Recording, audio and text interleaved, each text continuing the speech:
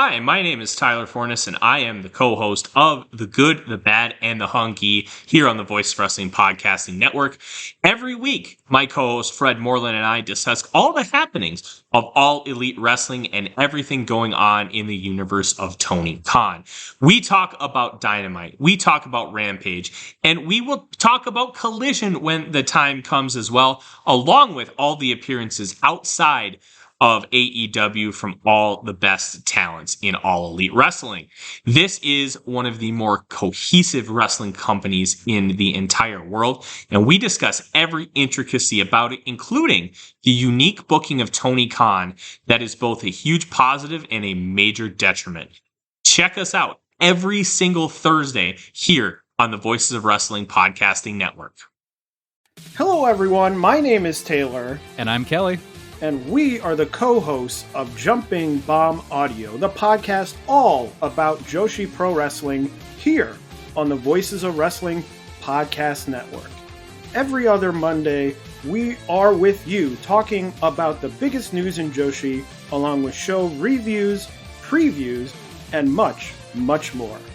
So if you're new to Joshi or you've been a longtime fan, this is the show for you. We've got something for everyone here. So check us out, Jumping Bomb Audio. This podcast is a member of the Voices of Wrestling Podcasting Network. Visit voicesofwrestling.com to hear the rest of our great podcasts, as well as show reviews, columns, opinions, and updates across the world of wrestling.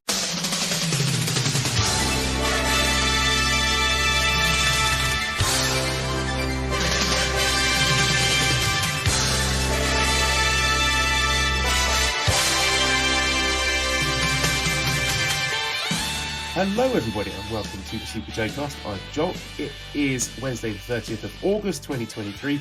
This is episode 271. Damon is taking a little break from the show, so I had to think very carefully about a guest co-host because I'm in the doghouse with the AEW fans this week for calling them freakazoids. So in the interest of balance and fairness, I had to call on someone who is not only a card-carrying member of the Mujahideen, but also has absolutely zero track record of antagonizing the freakazoid piss babies. It's the host of Wrestling Omakase. Welcome to the show, John Carroll.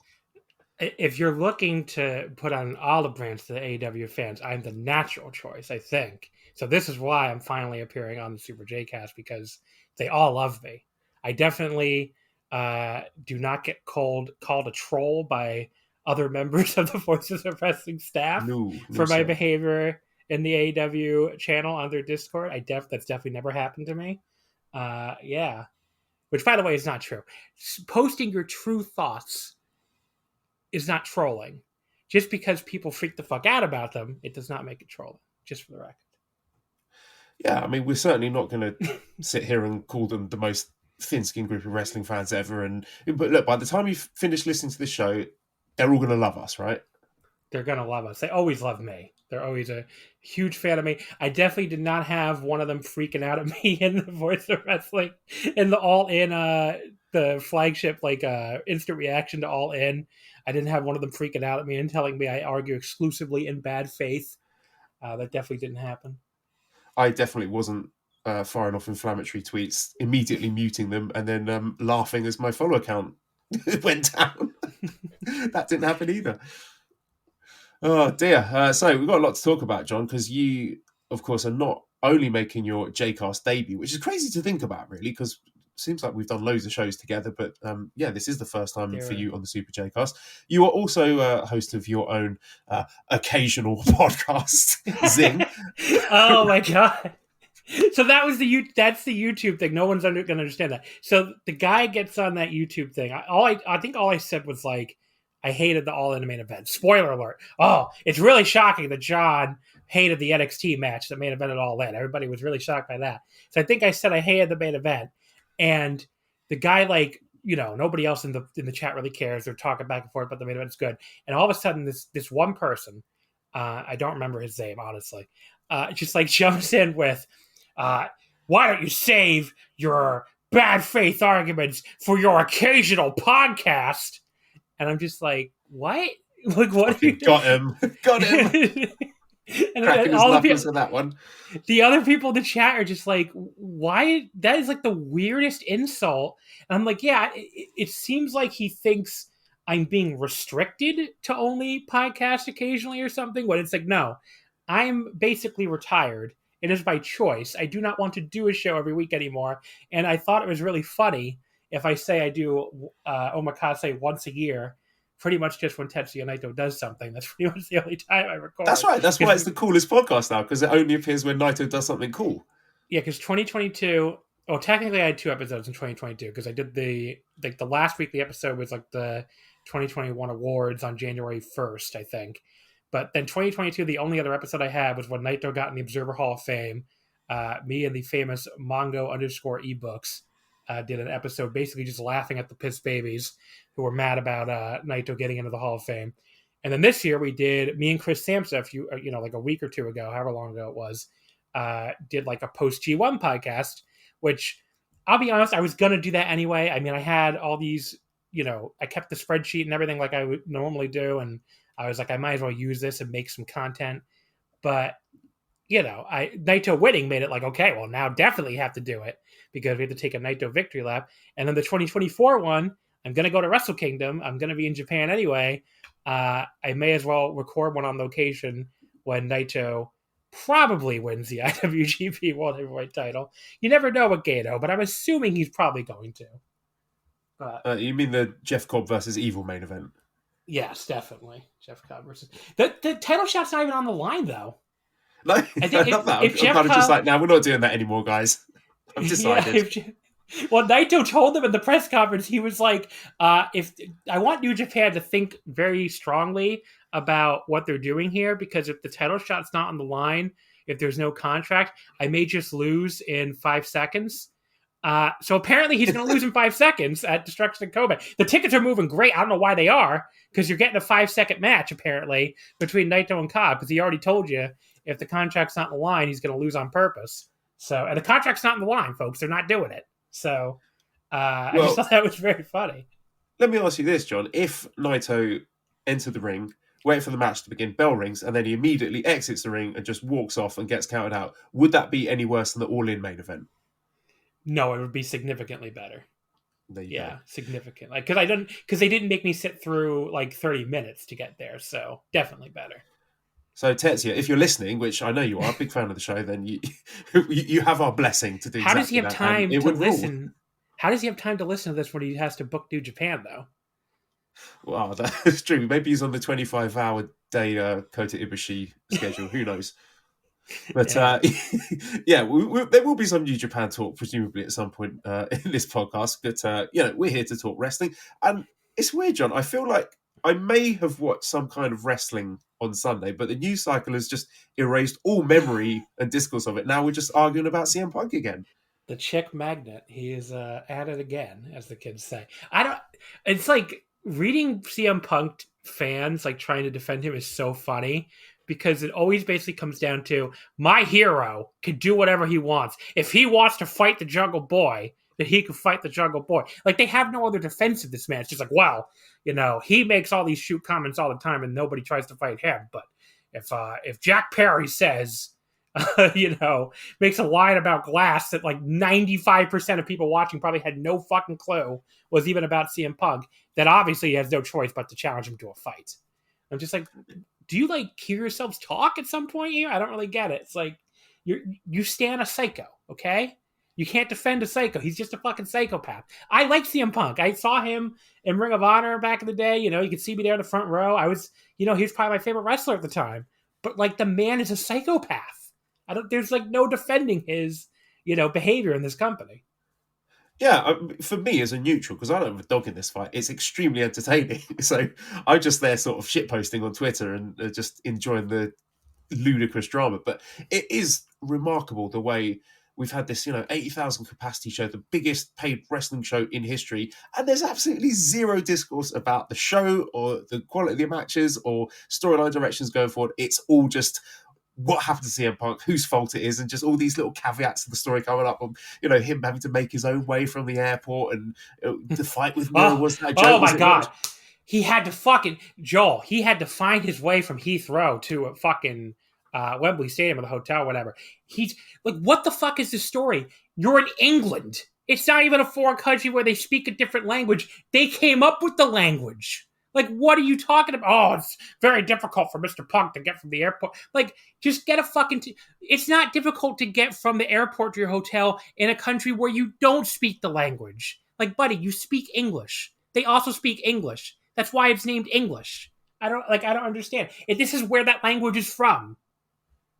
I don't even know if it was Punk that necessarily weaponized that to become part of the narrative. Like, he might have been cool with it, I don't know. But just, I did enjoy the photos, all the marked pictures of him, like, on the Elizabeth line. I could just imagine him just getting increasingly irate as all these people approach him. He's like, for fuck's sake. But, I mean, he's rich enough anyway, surely he could have probably paid for a taxi from... Why didn't you fucking call an Uber Black? I don't understand. Like, buddy, you're making like $7 million or whatever the fuck. Just call an Uber Black. Who cares? But it is unbelievable, and just everything about All In is just in the bin now compared to the arguing about CM Punk. But, I feel like people still talked about the main event. That might be the only match that got through because it was so divisive. I guess it was such a crazy match. It did sound divisive in Wembley Stadium, I'll tell you that. Well, you don't have to tell me that most Western wrestling fans like absolute bullshit nowadays. But yes, divisive online, I guess, in our little online circle. But the debate about that and like the WWE-ification, I guess, of AEW, that kind of got through. But like the entire rest of the card may as well have not even happened because like nobody's talking about it. It's just all a little bit of the main event and a lot of CM Punk. And that's basically it. So. I mean, you touched on something there. That was one of my sort of biggest takeaways from going to the show and seeing the sort of people that went to the show and getting stuck in the massive queues to get into Wembley Park Station and get on the trains. People wearing, the belt mutants, wearing WWE merchandise, doing WWE chants, doing, oh my God, the LA Knight, I know. Ric Flair woos. It's WWE fans. This is not just a Wembley thing, because I just went to Collision in Newark a few weeks ago, and it was just all WWE fans. I mean, that's just who goes to these shows now. So, WWE is popular again. I'm not going to sit here and pretend it's not. If this is what people like, God bless them. I'm glad we have New Japan. That's all I'm going to say. Although we might not have New Japan in the U.S. much longer, but who fucking knows? Funnily enough, there was a very interesting interview. I don't know if you've heard it with Rocky Romero on the newest episode of Keeping It Strong Style. It was their 300th episode, so congratulations to those boys.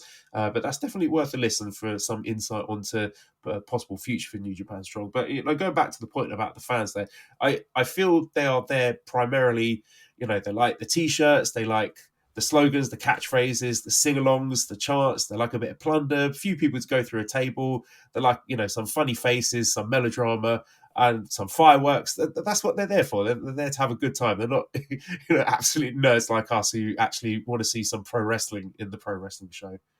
Yeah, I mean that's where this is going. It's going towards spectacle and melodrama, which is fine. It's just not, I mean, I'm going to All Out on Sunday. I mean, I don't know why I'm talking like. It's not like I dislike AEW or anything, but like so much of it is not for me right now, especially like all that fucking kangaroo kick bullshit. So, if people like the pre-tapes, people liked all that stuff, and I'm not saying you can't like it, it's just it's never going to be my thing. So, parts of it were good. I enjoyed parts of it, and I guess this is sort of the nature of what AEW is. It doesn't have that sort of uniformity that WWE does, because obviously there's so many chefs in the kitchen that you get a little bit of everything. It's kind of like a variety show. So the parts of it I enjoyed, but the stuff at the top, we'll get to it eventually. But I do just want to talk a bit about my experience with the weekend in general, because I was saying to you before we hit record, this was my first live wrestling weekend or show since going to Wrestle Kingdom 14 in Tokyo. So it was just really nice to be there live in a venue at the RevPro show at Wembley, meeting all hanging out with cool people again. Editor Dan and Sipsy I watched the shows with, Curtis from the Okada Shorts podcast we saw, met up with Paul and Andrew from Voices of Wrestling, which was really nice, and a few people from the Discord like Nick and Ridian and Max, and just sort of being specifically at Wembley Stadium for All In, for all the criticism I will throw at AEW, it did feel momentous. It felt like something historic, and it was WrestleMania adjacent. Like the production was right up there. It felt like this was something approaching I don't want to say the pinnacle of pro wrestling, because it's not what I want to see in pro wrestling. But do you know what I'm saying? Like this feeling of being an event that was special, even if the actual matches weren't to my taste. Yeah. No, I mean, it felt like a big deal even on TV, so I'm sure it felt like a really big deal there. I mean, again, I don't want people to get the idea that I hated the show. It was a fun show overall, wasn't it? Yeah, I thought it was a good show. I mean, like match quality wise, I had a couple 4-star flat matches, some stuff in the 3s. I mean, the only stuff on the show I really hated was the main event and the trios title match. Those are the only two things that I would be like, that sucked.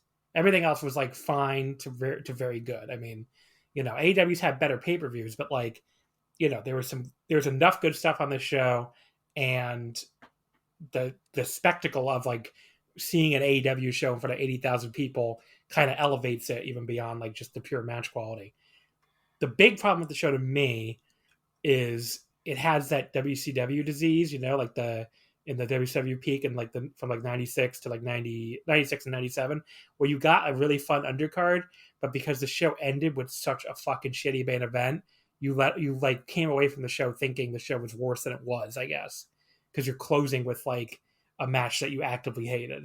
So that kind of effect, like it feels like a worse show in my head, especially in the moment after the show's over, than it actually was, I guess. Do you think that will be the legacy of this show? What? The CM Punk thing's a legacy. Yeah. Yes, correct. I mean, Punk this is the problem with having CM Punk. It's like him being a crazy person is always the legacy. I mean, what are you gonna do? He had a great match on this show too. Like for once, finally. Yeah, it's one of my favorite matches on the show. Yeah, I put like third favorite. I went like 3 3/4 on it. It was really good. I mean, I don't know why. So he wrestles like a 14-minute match here. It went 13:58 actually, almost exactly 14 minutes. It was great. And he wrestled like a 13.5-minute match with Kojima back at Forbidden Door, and that was great. So why the fuck is he doing all these 20 to 30-minute matches on Collision every week that suck? Like, I don't get it. It's like, buddy, you're 45 years old. You don't have the cardio for this anymore. Like, you're sucking wind like 15 minutes into these matches. Just do these fucking 14-minute matches. And if this is what you can do and be great at it, then just do it. No one's going to be like, oh, look at Punk. He's washed up. He can only go 14 minutes. It's like, he's 45 years old. I don't know. I don't know why he's like, there's something he could do here that would be good and that he's shown he's good at lately. And he just, insists on doing all these super long matches on Collision every week. It's very, when he's blown up in them all the time. It's very confusing. Well, I think analysing the actual quality of the matches themselves is kind of irrelevant at the moment. So, he might be having 6-star classics, but if he's getting into backstage fights every time someone else does something, some sort of vague innuendo towards him, then it's a moot point, isn't it? But I could overlook the backstage shit if he was more entertaining right now, because his week to week on Collision is just so bad. Because he's like feuding with the entire roster, but not feuding with the entire roster, and like barely built up this match with Joe. I think he said like 3 words about him in the entire fucking lead up to this pay-per-view. And, he has that stupid fucking belt with the X on it. Can we talk about how dumb that belt is? It's like you're calling yourself the real world champion.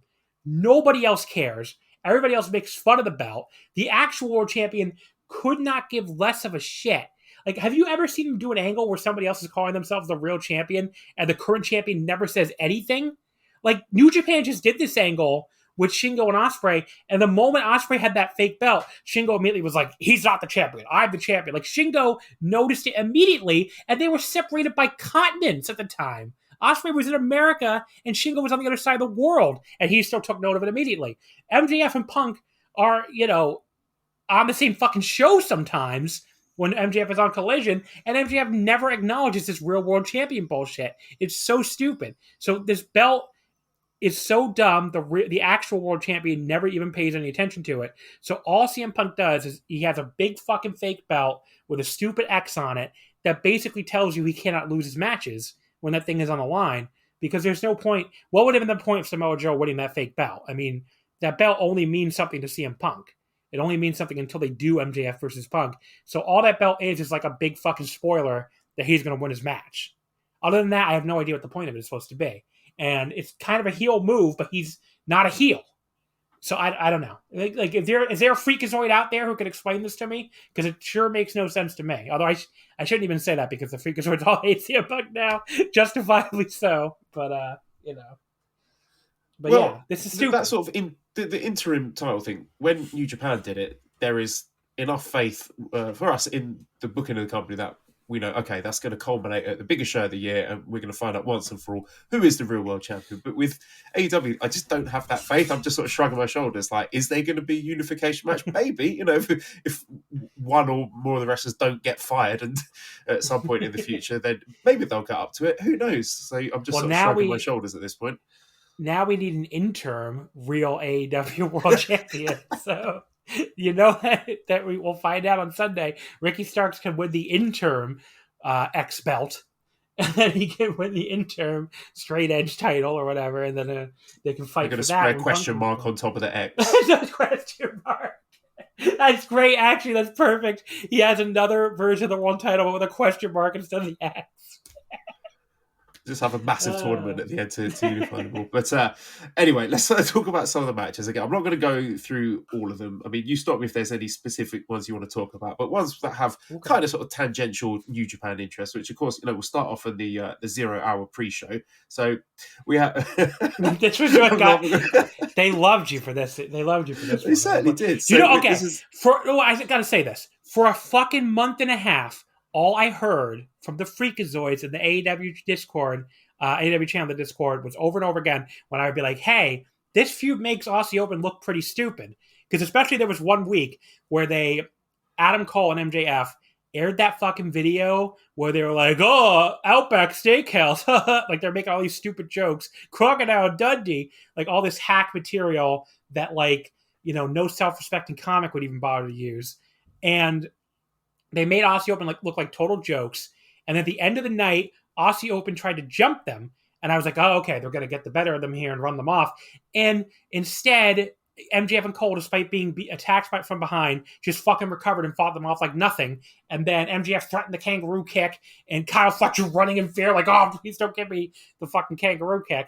So MJF and Cole run away in fear from this Aussie Open run away in fear from these two men who just made fun of them and their entire nation. And all I'm told when I said this was stupid was, well, they're going to win at Wembley Stadium. They're obviously going to beat them. And according to Cage Match, I didn't actually see the match. I didn't. I slept pretty late that day. I didn't wake up in time. Better Than You, Baby. It says right here, Adam Cole and MJF defeat Aussie Open in 6 minutes and 58 seconds to become the Ring of Honor World Tag Team Champions. They didn't win the match in the end, Joel. They in fact lost. It's weird, isn't it? So. I somehow managed to cause critical psychic damage to the entire AEW fan base by referring to Aussie Open as pre-show comedy jobbers. John, as the Burbos, that's what they are. That's what they are. Tell me what I'm telling lies. No. That's what they are. They were made fun of by the world champion and his challenger. They ran in fear from the world champion's stupid fucking comedy move. He hit the comedy move on them, and they hit a double clothesline and pinned them. What else are they? They're comedy jobbers. I don't know what else to say. And can we stop with the fucking, think about the money they're making. Are you their accountant?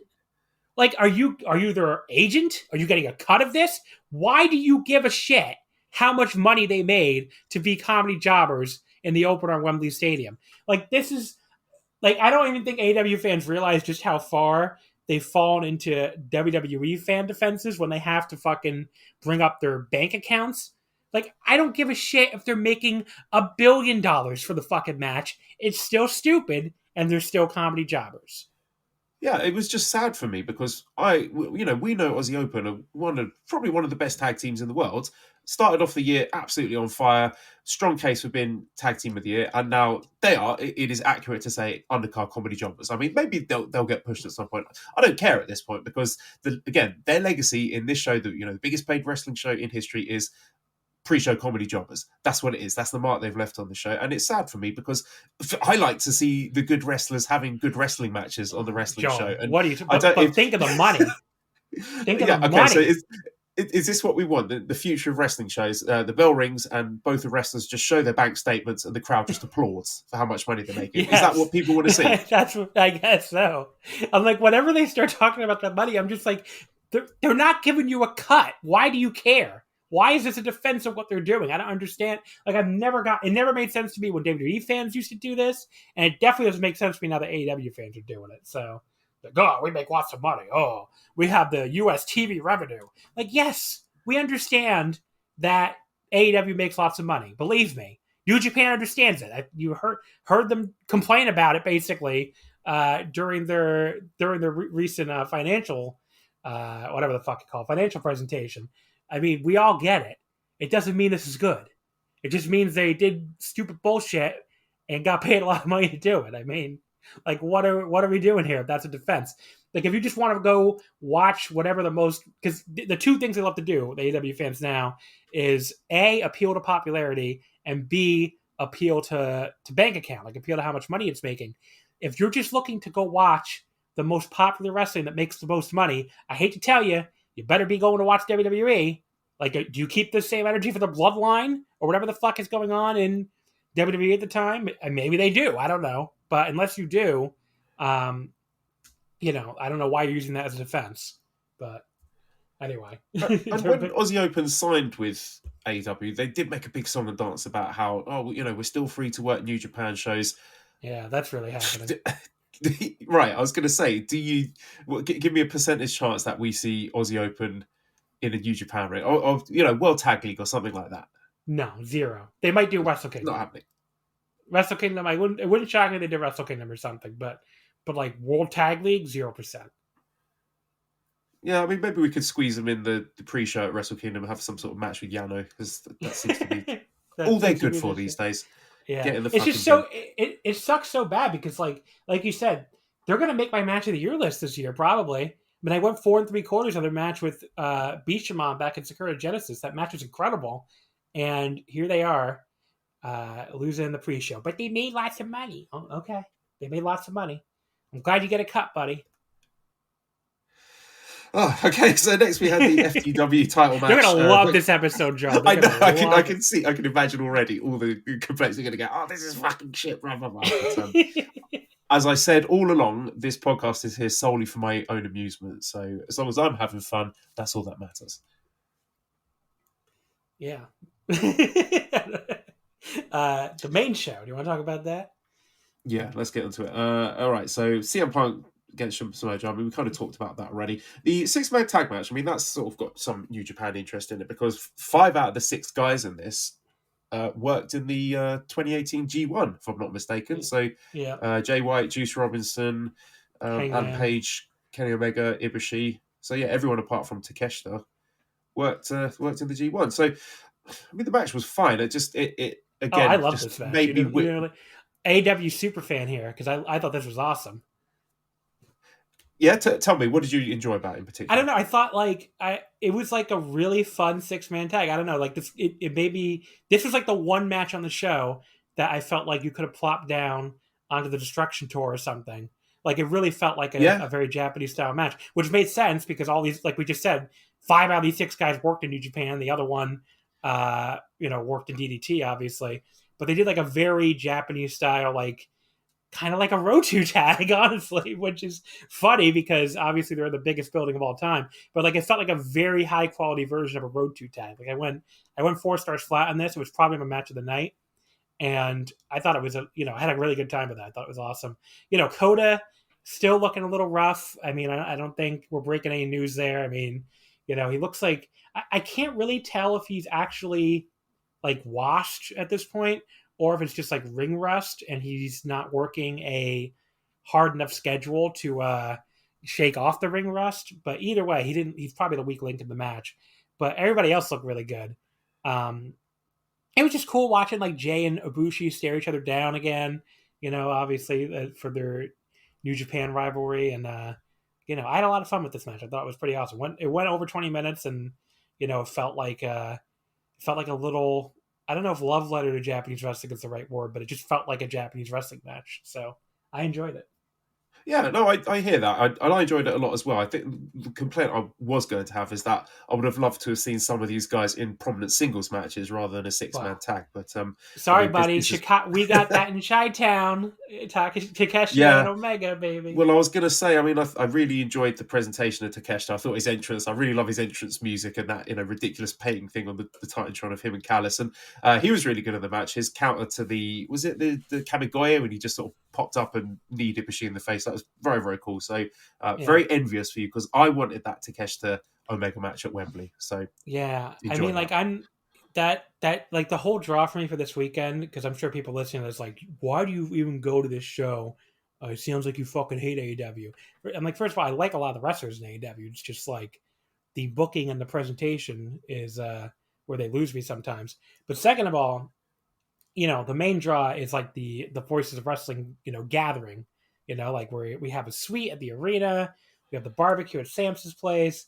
So like that's really the main draw. And like New York to Chicago is not very long flight anyway. But when they announced the All Out card, and they announced that we get, well, that was rumored for weeks that we were getting Kenny versus Takeshita here instead of All In. I was just like, well, that doesn't really make any sense that you do the match here instead of at the biggest show of all time. But I'll take it. Thank you very much. It's like, may I have another? Please go ahead and give me this possible match of the year contender at the show I'm going to, mostly to get fucked up on free booze in the suite. So, Yeah. I mean, I'm sure that's not going to miss. And again, like, I'm not going to sit here and say all of AEW is trash. It's not. That's why I find it a frustrating promotion to watch because they've got an incredible roster, but sometimes, well, a lot of the time, don't deliver on the promise of that roster. But yeah, the I'm booking, confident. especially this year, has gotten really kind of bad. So we're all looking forward to Tony Khan winning Booker of the Year this year. I know, which is absolutely going to happen. He's not. I honestly think the Observer people might give it to Hunter, which would also be a joke, but not be as big of a joke as Tony Khan winning it again, because his booking this year, I mean, I've never loved his booking as much as some people, but like, I could see the baseline level of competence, and this year it's just evaporated. I mean, this year you could just, he's got too many WWE people in the room, and he's booking everything week to week. It's very bad. Like, it's the roster being so incredibly talented kind of saves their asses a lot of the time, and they put on good shows despite the booking, but the booking is pretty horrible. I mean, what long-term stories were on this show? There was a long-term story about Billy fucking Gunn, and that's like, and a long-term story with MJF and Cole that's like straight out of NXT, and that's pretty much it. I mean, what did the women get? I'm sure we're gonna get to it, but like, they got 8 minutes. a fucking That's what they got. They got 8 minutes and 43 seconds. I cannot believe the pass that they got for people for that. Like, they got the entire gender got one fucking match on the biggest show of all time, quote unquote, and it went 8 minutes and 43 seconds. That is insane. Like, are like those people who used to watch with the stopwatches, are they all dead? Like, I didn't see anything. Well, that's what I mean when I said at the start of the show that any discourse from the card has just been completely evaporated by the nuclear CM Punk bomb. So, maybe if he hadn't been such a lunatic, then there might be some discussions about that. But no, I didn't even see anything leading up to the show, though, when there was only one women's match booked on the entire card. Like, how did they get away with not even putting like a fucking 6-woman tag on the pre-show? Like, that's the part where I'm just like, what the fuck? Like, they really only booked one women's match of the entire 5-hour show, whatever it was. Just insane. A mask off moment for Tony Khan. I'm like, geez, I just don't like. I get the women's division's pretty bad, but like, you could try a little bit. I mean, you could pretend to try. It's like they don't even pretend at this point. It's really something. I'll say this: the non-existent New Japan women's division is better than the AEW one. I have made this point so many times because it's not even just the fact that, like, obviously, the New Japan women are better because they're the Stardom women most of the time. But like, when we get to it, that Impact New Japan show, they also had one women's match on the show, and it was a 4-way match.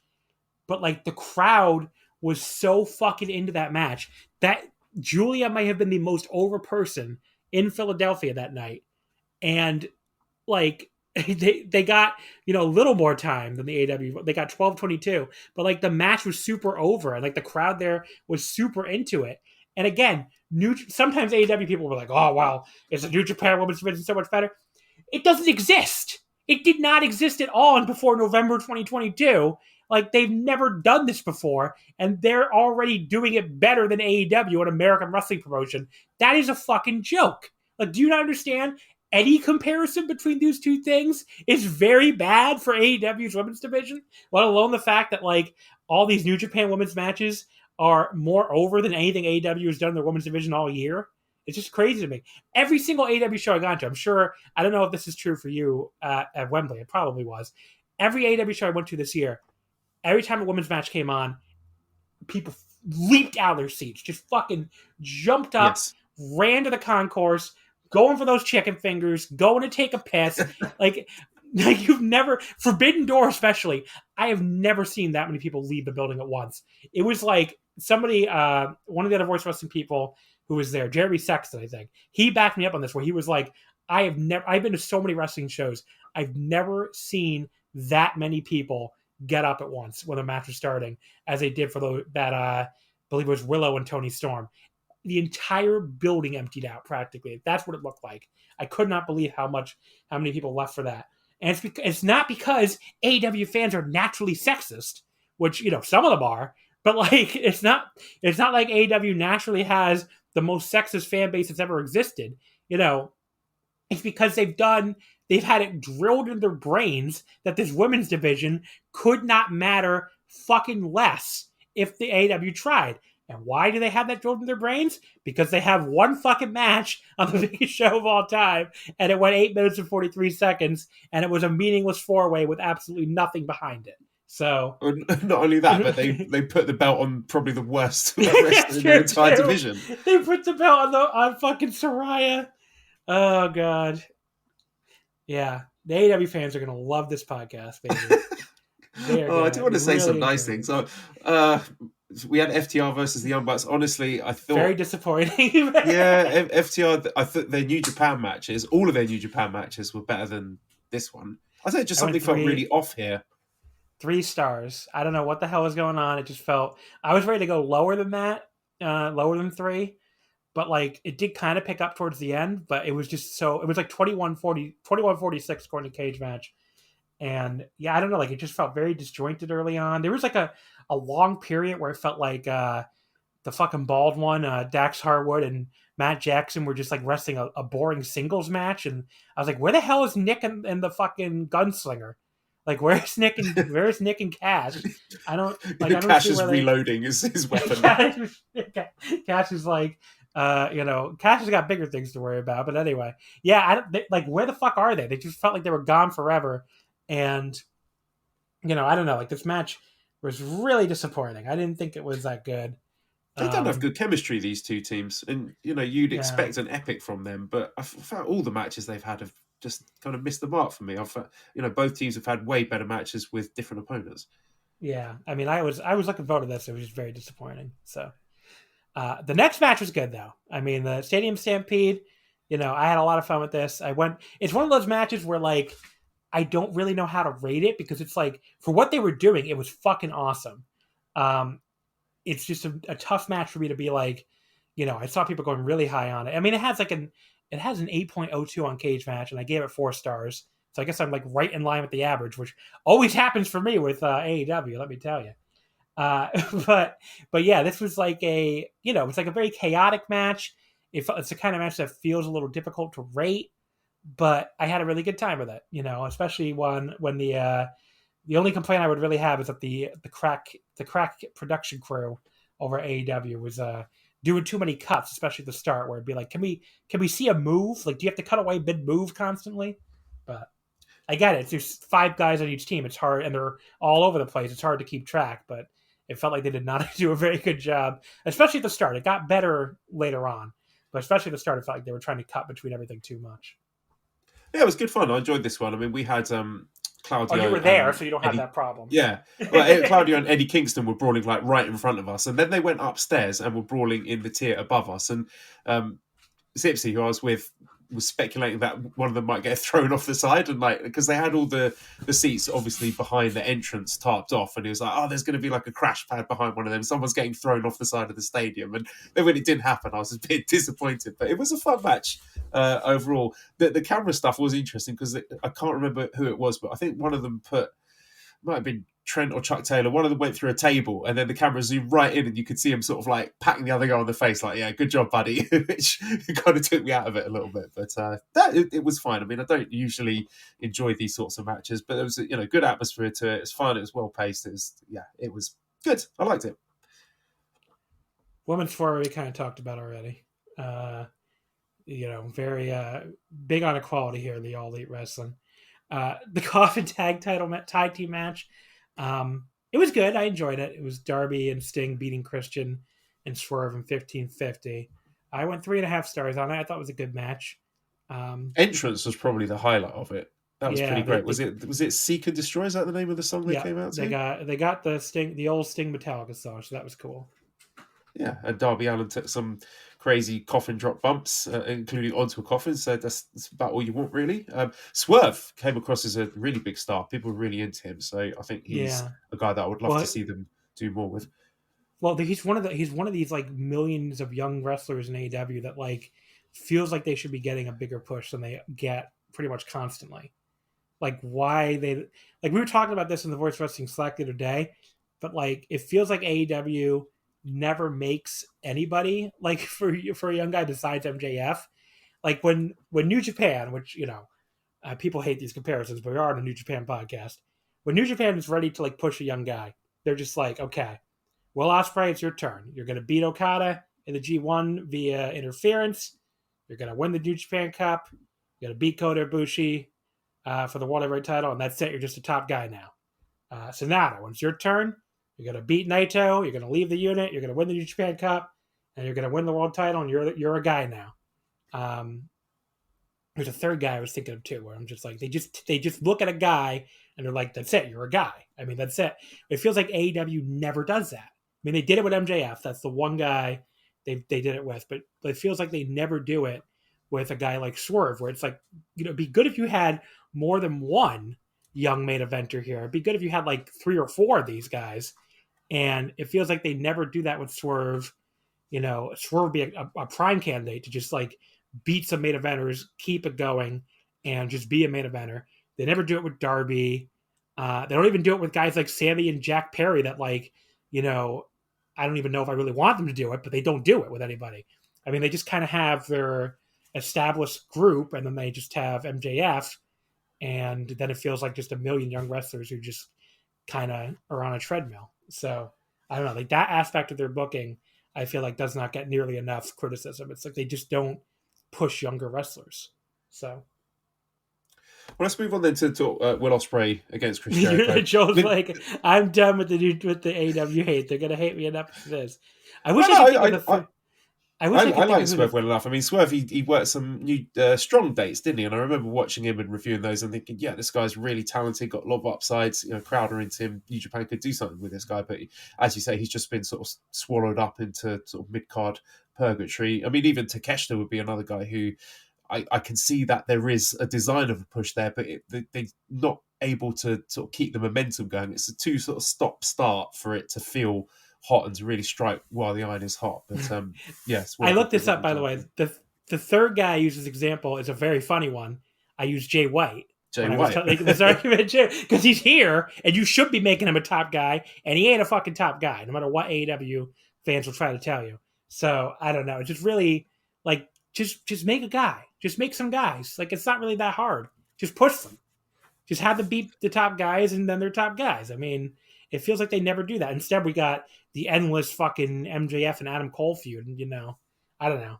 It's like the top guys in AEW are the guys who jumped from WWE, basically, right? I mean, it's Adam Cole, Jon Moxley, Chris Jericho, Punk,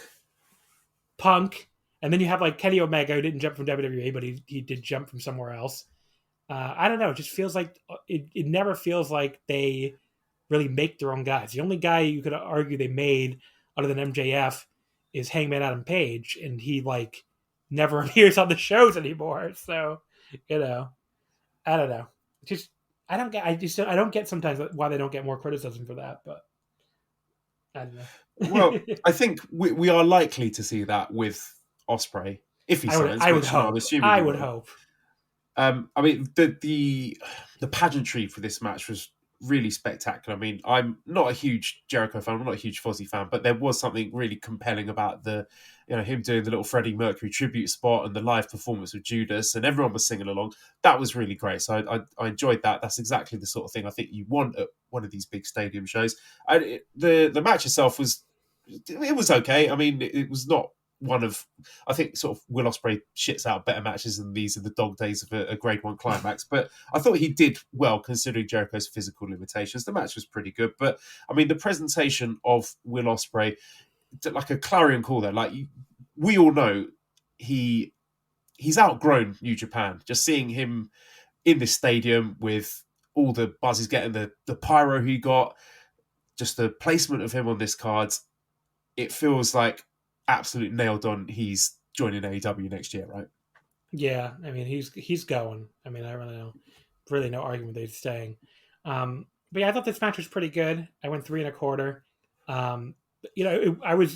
I was honestly gonna go higher until Jericho like fell apart towards the end, because you see that the total fuck up on the Oz cutter, and then also like when he really couldn't go up to the big power bomb that Ospreay does, where he like kind of jumps in through it or something. Like I don't know how to describe it really. Everyone will know what I'm talking about. They look if they see the move where he like kind of like flips into the power bomb, I guess is the better way to put it. Like Jericho just kind of mistimed it. So he really couldn't hang with Ospreay in the end, but I mean, he's fucking old at this point. It's not really that surprising. But the rest of the match was still enjoyable enough. I went like 3.25. The spectacle of it was cool. I don't really know why they did all that work making Ospreay the heel in the feud and putting him back with Don Callis when they were just going to have him obviously be the babyface at Wembley anyway. Maybe that's for something long term. I don't know. It's just very weird because I don't know if you remember, after Forbidden Door, he basically told Don Callis, "Yeah, I don't like you. I don't trust you. Get lost," which is smart considering Don Callis had just turned on the last big guy he was with Kenny Omega. And, he basically, Ospreay basically was like, I used you to get the U.S. title back. Now that I have the U.S. title back, you can get lost. And I was like, okay, good. That's smart of his character. And then he shows back up on Dynamite a few weeks ago and is just teaming with Don Callis again. So I'm like, what? Like, what is going? And they never really explained that. It's not like he ever did a promo. I guess the most they explained it was Ospreay saying like he needs some money for his step kid or whatever. But like, other than that, they didn't give any explanation for why Ospreay would go back with this guy that he basically said was a scumbag. So very confusing. But give me a percentage chance that the likelihood of Ospreay headlining next year's All In at Wembley and winning the AEW title. I don't know. 30. I mean, the only thing I'm worried about is them doing MJF Cole again. But Christ. I feel like they're going to try to stretch that out as long as possible. So I'm a little worried, but well, if they did that, at least that would mean I can stay at home and watch it from the comfort of my sofa rather than going all the way up to London. Lewis writes in and said, "Joel, from your seat at All In, how much of the audience did you see doing the Empire Crown hand sign during the Aussie Open match or the Will Ospreay match?" Not many people at Wembley. I think at the RevPro show, everyone was doing it, but at Wembley, no. I think the most of the fans in Wembley Stadium probably unaware of New Japan Pro Wrestling. That's the vibe I got anyway. Yeah, makes sense. I mean, the RevPro show, it seemed like everybody knew everybody, but yeah, that's like what, like how many? They do like 4,000, I think, right? 4,000. Yeah, I mean, we'll get onto that, but the whole weekend almost felt like a celebration of Will Ospreay, as nauseating as that might be to some people, but real sort of coming out party for him. Anyway, we had the World Trios title. I like the Acclaimed. They're sort of a guilty pleasure of mine. I like the sort of the rap dissing things that Max Caster does. He had a good one here. My only question for this match, Brody King, would this match have taken place before or after he punched the wall / locker? I think after. So, yeah, this sucked. I don't know. I mean, I have nothing against the Acclaimed. The raps are funny. I don't know why the big storyline that we had to get months and months of build for the show was for Billy Gunn. I mean, again, couldn't that be better used on a young wrestler? But Well, no, it look, was New used on Japan Billy. got mocked for featuring Billy Gunn heavily. Was it their 2018? Was it They the did, show yeah. they did where he wrestled Tanahashi or something? Well, look, now who's laughing? I guess now it's good, Joel, because AEW did it. So Yeah, well, look now how much money he's making. That automatically makes it good and cool. I don't remember any New Japan fans saying that was good 5 years ago, but now 5 years later, when AEW does it, it's good. So There we go. yeah, this match sucked. I went like 1 3/4 on. This was like it was pretty fucking bad. So Moving on then to, I don't even main want to talk event. about the main event, man. MJF defeating Adam Cole in 27 minutes. It was not a wrestling match. It was a slapstick comedy routine. And I don't know if you ever watched The Office, like the Tim/Jim character where he sort of pulls incredulous faces at the camera. That was me throughout this match. And I thought the match was going to be bad. I had low expectations for it. But I kind of sort of talked myself into thinking, oh, no, maybe it will be good. Like when one of them finally turns on the other and it actually turns into like, a heated match and they start going for each other. Like the bit when he did the brain buster on the steps. I was like, okay, now we're cooking. This could be good now. That was my exact reaction too, because that's such a sick spot. He drops him neck first on the ring steps. It looks like he murders him. And I'm like, okay, it's mask off time for Adam Cole. Now he's got, he's showing that he is the real heel here. He was playing MJF all along. And then later on in the same match, he won't give this man a belt shot. I'm like, sir, you just tried to murder him on the ring steps, but now he's your friend and you can't hit him with a title belt? What the fuck are you talking about? So my theory of this, and I'm gonna throw this out there and see if anybody agrees with me. I think Cole was originally supposed to be the heel. It was supposed to come out as the heel here, which would make sense for the storyline where, it started out with Cole basically saying he can see through MJF and being like the only person in a long time who can manipulate MJF to get what he wants. And so I think Cole was going to be revealed as a heel the whole time. And I think when they laid out the match, they had that spot, the neck breaker or the brain buster on the steps as like the big turning point where Cole, is going to eventually be revealed as the heel. And he like destroys him with this brain buster. Then they notice these quarter hours on Dynamite. They're like, well, people love this team. They cheer for them like crazy on Dynamites. It doesn't draw fans to the arenas, but anyway, they do love the team and because if you haven't looked at AEW's ticket sales for September, they're pretty rough in America.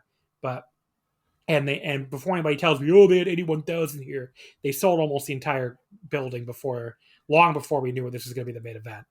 But anyway, so yeah, they saw the quarter hours, they saw how hot it was in the buildings, and they're like, well, we want to keep it going, we want to keep them together as a team.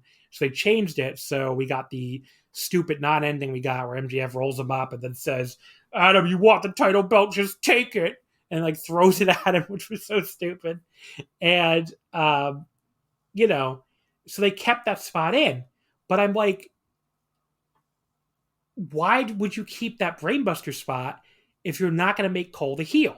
It doesn't make any sense. It makes the rest of the match look fucking stupid. It makes MJF look like an idiot where he's like, I can't give the Adam Cole a tombstone on the table 2 seconds after he just got dropped on his fucking skull on steel in a way sicker looking bump than a tombstone on a table.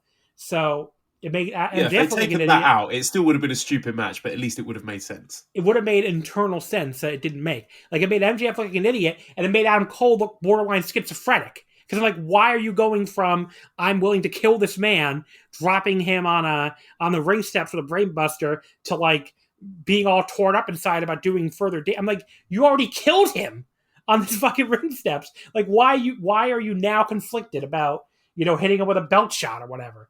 I don't know. The match was fucking stupid. It was everything I hate about American pro wrestling nowadays. All these NXT stupid matches I hated with Adam Cole looking at his hands. How am I so violent? I mean, I guess that was Gargano.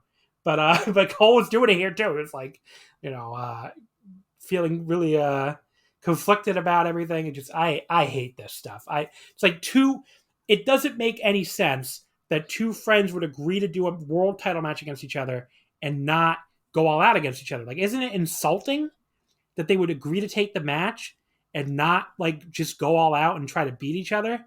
Like, in real, I'm not a huge MMA fan, but I've heard of MMA fights where like somebody refused to fight their friend because they knew they couldn't go all out against them. Like if this was real and you really didn't think you could fight your friend, you just wouldn't do the fucking match. You know, like you just wouldn't take the match. The two of them agreeing to do the match and then like not wanting to hurt each other doesn't make any fucking sense. So, you know what this was, John? This was that 2017 Best of the Super Juniors match between, was it Taichi and Takumi Shinoku?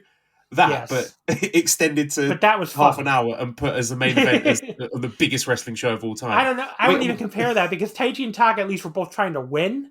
Like they were both like doing all this stupid cheating and stuff. They were trying to that's true. out-cheat It was way better. They were trying to out-cheat each other. Like here they were just like, I could win, but brochacho. I'm just like, all right, this is like, I gave this a dud. Like I gave this 0 stars. That's what I give this. It's not a wrestling match. It's not a wrestling match. I mean, we know this that on every level. MJF is running the show as far as his own programs go, and we know he is completely WWE pilled. It's what he grew up loving. This is what he wants to do. But I mean, I have to kind of respect the sheer audacity of doing a slapstick comedy shenanigans match in, again, the main event of the biggest paid wrestling show of all time. I mean, I can't believe at no point they must have been like, are we really going to do this? Should we maybe like have a proper good wrestling match? Nah, let's go ahead with... I would just... my expectations for this were low, and they somehow managed to plumb the depths way, way further down than I could ever have expected. I'm almost sort of wanted to applaud them at the end just for the sheer incredulity of what they managed to deliver out there. I was speechless by the end of it. I mean, I will say the cage match rating only being at 8.67, which is like, you know, barely above 4.25. That has restored my faith in humanity a little bit. Because I really thought there was going to be like a fucking 9.78 or something. You know, I thought that people were going to say it was just like one of the best matches of the year. And you can see those people if you go into the voting. You know, people giving it a 10 or a 9. But like, I just hopefully there's still enough people out there that like wrestling. Because this isn't wrestling. This is just, you know, this is bloodline. This is community theater. Like, this is what it is. If you like the stuff, I guess now you have 2 American promotions where you can enjoy it. And, you know, good for you. Hopefully Will Ospreay is the only person jumping to do more of this community theater and not the other rumored names. But anyway.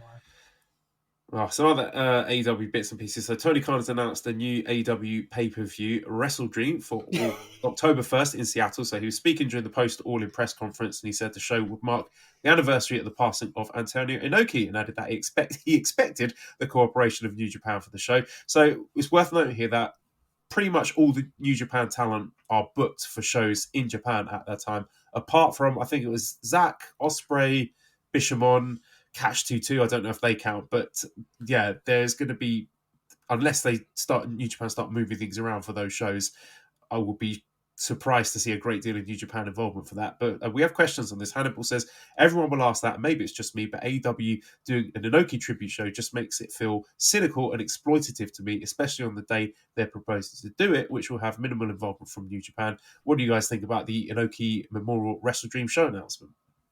I don't know. I'm like, it's like, cynicism in wrestling. Oh, it's like, I don't know. I wasn't really upset by it. I'm just more like, if anyone is, I hope no one's buying their ticket expecting Forbidden Door 2, because you're not getting that. It's probably not a bad idea if they're going to go to these 12 pay-per-views a year, which it sounds like they're going to do. It's probably not a bad idea to do like a mini Forbidden Door, like, because the main Forbidden Cat Door, Flap. Exactly. Forbidden Cat Flap, Forbidden Doggy Door. Yeah. I mean, it's probably not a bad idea because Forbidden Door is awesome. I mean, it's pretty much the best show of the year, certainly the best show in America. And you have this partner with a great roster. You might as well use more than once a year. But like, obviously it would have been better if they picked a date that wasn't a date that New Japan is in the middle of a tour in Japan. But, maybe they'll be able to adjust that next year, make the scheduling work better than it does this year. But I mean, there's so many possibilities for the Inoki tribute. Like, Tony Khan can charge into the ring and call off the next fucking horrible MJF fucking play match or whatever, the community theater. Or he could like start throwing chairs and yell about how they need to call the match off. Or we could have, a reverse Inoki. instead of everybody line like Inoki, having everybody line up and slapping them, we could have CM Punk stand there and the whole roster lines up and just slaps him in the face. Because it seems like that's what they all want to do. So you could do the reverse Inoki with Punk. All right, Darryl says, is it just me or did All In make us all feel like cucks here? Constant references to Will's impending free agency. Aussies, Juice and Switchblade all poached in the last few months, teasing Monet out there like they're stealing my lady. Working relationship, my ass, TK is Chad. I mean, I did walk away from the show as a New Japan fan, feeling very much put in my place. Yeah, I guess. I mean, we're never going to be number one in the West, obviously. We're not going to be number two in the West now because of AEW. I don't know. It doesn't bother me. Like, it bothers... I see why it bothers other people more, but, like, AEW is never going to give a shit about Japan. I mean, they're not... It just doesn't make economical sense for them to give a shit about Japan. So, New Japan is always going to exist in Japan, and they're always probably going to be number one in Japan. I mean, certainly the rest of the Japanese wrestling scene does not look like it's in any condition to, contend that, especially if you look at the attendances that Noah is drawing in the N1 so far. So you're always going to have a New Japan probably that's exists in Japan, is strong in Japan. I mean, they're making just as much revenue as they did in 2019 if you do it by yen, obviously, because the value of the yen has fallen off a lot. So maybe they're not going to be as competitive for the big Western names as they used to be, but I don't know. I don't feel the same sense of like, oh, we're doomed, because we also have like a ton of great young Japanese talent in New Japan right now. Apparently a really full dojo. I mean, I've heard there's 13 wrestlers in the dojo right now, which is crazy if that's true. It just, there's a lot of good stuff coming, I guess, in New Japan. So I don't know. I'm not feeling very down, to be honest with you. It's less that New Japan are doomed, and more that, I mean, I spoke before. It's always been a part of the New Japan fandom that the foreign wrestlers, it's cyclical. They get big, they make it to the top in New Japan, and then they'll go and work for a bigger American company. That's fine. That's always happened, and the roster turnover is good. It freshens things up. But I think I've said before, whether or not there is the working relationship with AEW and New Japan, AEW will be able to sign the wrestlers that they want, because the amount of money that they can offer relative to New Japan is it's night and day. There's no comparison. However, I think it was Andrew on our Discord brought up this point. When this working relationship allows Tony Khan to borrow New Japan wrestlers, put them on Dynamite just to sort of test the waters, see who gets over, and then cherry pick the ones that do get over, do you think maybe that is something that New Japan should not be doing? Yeah, I mean, the working relationship, I mean, until there's a show because people get this wrong. People are like, oh, well, Forbidden Door is New Japan and AEW. I'm like, that's how they market it, but it's really an AEW show where New Japan sends their guys over. They get paid for that, and they have input in the booking of the New Japan guys, but it's really an AEW show.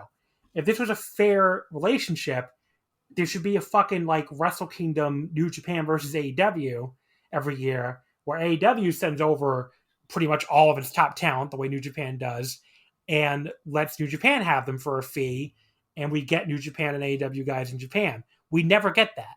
We get one guy in the G1, we get maybe a tag team here or there, and we didn't even get anyone in Best of Super Junior this year. He did last year, and that's it. So like it's a very one-way street when it comes to the talent going over. So that aspect of it annoys me. And look, I think people who don't think, if you're sitting there thinking AEW constantly poaching New Japan's talent, especially in this Ospreay one, where they put him on TV long before they're going to sign him, isn't going to put a strain on the relationship. I mean, there are so many examples throughout wrestling history of exactly this, ending relationships in wrestling. This is one of the top things. It's one of the two companies poaching the other one's talent. There's a million examples of that in wrestling history, of that ending a relationship. So I'm not saying it's going to end tomorrow. New Japan makes a lot of money from this AEW relationship, from what what I've heard. But I do think that this is going to put a strain on the relationship the more talent they poach like this. And eventually I do think it could come to a breaking point where New Japan doesn't think it's worth their time anymore to like basically let AEW get, trial runs with all the talent they're going to sign eventually. So. And look, it's not just in-ring talent as well, because Samuel North writes in and says, as much as we all love Kevin Kelly, is it inevitable to expect a greatly reduced involvement, and is it time for Chris to step up into the main seat? I mean, we know Kevin is working AEW shows at the moment, and again, just like Ospreay, we don't know anything official, but would it stun me to see Kevin get a full-time offer from AEW and him thinking, this is much better money. I don't have to do all these long-haul flights, don't have to do the tours, I don't have to be away from my family. I'll have that. Thank you very much. So again, this sort of stuff is not just in-ring talent, is it? This is, I think, I don't want to call it a genuine threat to New Japan, but something they seriously need to think about because, it's not just the wrestlers. Yeah, I think, they until New Japan can find some way to get American TV money, they're never going to, which they're not going to. They're never going to be on equal footing with AEW. I mean, it's just the long and short of it. So, it is what it is. And I think what when you hear those comments, by Obari and by Kadani in the financial, when they give the financial report on New Japan and Bushiroad in general, they did sound very down on America at this point, and they sounded like, well, AEW entering the market, really no longer made us the number 2, and I think they even said something like we have to focus more on Asia, where AEW hasn't gotten a foothold yet. So I don't expect them to have the same focus on America they've had in recent years. I mean, I don't know if it's going to get to the point where they complete. I mean, you said Rocky's talked about the futures. What did Rocky say? I didn't listen to the podcast. The biggest takeaway is that he would like to get Strong back as a regular thing because he thinks that was really beneficial for them and the wrestlers rather than just doing occasional weird shows in the States. I mean, he'd like to. It doesn't mean he's going to. But no. But I mean, maybe they're able to. I don't know. But yeah, I mean, it wouldn't surprise me if, I'm not saying it's going to happen tomorrow, but like at some point, maybe they just don't run shows in America beyond Forbidden Door anymore. Maybe they're happy to send their guys over to America to AEW, and they get paid a lot of money to do that, and they'll give guys over to AEW when they want them, and it makes sense. But they might just not run their own shows in America at a certain point. I don't know. I mean, part of the reason why I'm going to go to this New Japan show in Vegas at the end of October is because I'm like, how many more opportunities to see like a New Japan show in America am I going to have? I don't know. I don't feel confident that they're going to be running these big, especially non-strong, where they actually have a bunch of guys from Japan coming over like they do for this. They already have like Naito and Shingo and Tanahashi and I think Hiromu too announced for this October 28th show. I don't know how many more chances they're going to have really that we're going to have to see those shows in America. So that's kind of part of why I want to go. And I love Las Vegas anyway. So, but I mean, but yeah, I mean, I just don't know what the future of New Japan in America looks like. I don't know. So, it could look a lot like nothing. So, if you judge by what Obari and Kadani were saying, and then you have Obari teasing the return of the white belt. He was replying to Gideon Gray, I believe, about the return of the white belt at Royal Quest. I mean, if they already rebranded the U.S. title unofficially as the UK title with Ospreay doing that. I mean, if they end up folding that belt back and making it like the Intercontinental title again, that's probably not a great sign for New Japan, running shows in America. So, yeah. I mean, I suppose as long as the shows are making money, then they'll keep doing them. But if the All-Star Junior Festival is anything to go by, I mean, I will sort of take that as a non-canon New Japan thing. But I will say the people in that building were sure buying a lot of merchandise at least, so that must have helped. Yeah, well, maybe let's talk about that first. I mean, I'm not going to go match by match of that, but you were there live. Yeah, what was the experience like there? I mean, I had a lot of fun at that show. You could tell. Let me see what they did versus the other. So it says 672 people was the crowd for the show. So it was down quite a bit from the Collision in Philadelphia show back in April, which did 977 according to this. So that was the show headlined by Aussie Open against Chaos for the strong titles. That had, Naito was on it. So I guess I'm not that Sonata was on it. I guess I'm not that surprised that they were down, about 300 fans. But like the thing that's confusing to me is when they announced this show in the building at Collision in Philadelphia, the people went insane. Like the crowd went fucking crazy when they announced the All-Star Junior Festival. 672 people cheering. Yeah, so I'm like, what happened to these 300 people that decided they were going nuts and then decided not to come back? It was very weird, but it was. I wouldn't say it was a great show. It was a good show. It was a very weirdly booked show at times, which I think may have also had part to do with the down crowd or whatever. Like it had a great collection of talent, but they booked them in all sorts of weird stuff. But yeah, I don't know. Like the actual matches we got, I went. I had I had I had the same number of 4-star matches on this as I did it All In. I had 2 4-star matches. I went 4 stars on the Desperado and Mao against Jordan Oliver Nick Wayne match. That match was awesome. Worth mentioning, Despy said that he wants Mao, Jordan Oliver, and Nick Wayne in Best of the Super Juniors. I don't know if that will happen, but maybe a chance that we get Jordan Oliver and Nick Wayne as a tag team in the Super Junior Tag League, because that would be incredible. When Chris Samsa tweeted out the schedule for the Super Junior Tag League, I think one of it might have been Jordan Oliver retweeted it. So I don't know if you want to read in too much to that, but maybe something to keep an eye on for the Super Junior Tag League. I mean, Oliver is like, if AEW is not going to sign this guy, New Japan should bring him in like immediately as a junior, because he was incredible here, and he's a guy that I haven't seen a ton of because I don't watch a lot of U.S. Indies. I remember he was getting hype a few years ago, and like Joe Lanza and some other people were saying he really wasn't very good, but I saw him last year when I went to a GCW show in Brooklyn. I want to say that was like in the fall of 2022, and he looked very good then. So I'm like, maybe this Jordan Oliver guy is, improving. But here he just looked like the complete package. I mean, he looked polished. He was super over. I mean, really, almost everybody in the show both shows was very over with the 600 plus who bothered to come out for this show. But yeah, they were like, he was super over. He was very popular, and like he looked really good in this match. I mean, everything looked very crisp. And he and Wayne looked like a well-oiled machine as a tag team. So I definitely want to see them in the Super Junior Tag League if they decide to do it. So. And how was the Philly Cheesesteak Cup 3-way tag ladder match? That match sucked. That was that I went 2 stars on. I mean, that was pretty bad. It was funny bad though. So I didn't even mention this. I forgot to mention this. So I bought my tickets for the show. I bought second row, because first row was very expensive, and we decided just to buy second row. And I did not do this on purpose, but I get to my seat, I look to my left, and Damon's just sitting there. So he and I just happened to buy tickets sitting next to each other, despite the fact that we did not coordinate this at all. We just, of all the second row seats in the building, we just happened to buy the 2 seats next to each other. Just kind of funny. But he immediately was like, we got to take a picture for Joel, which I thought was funny.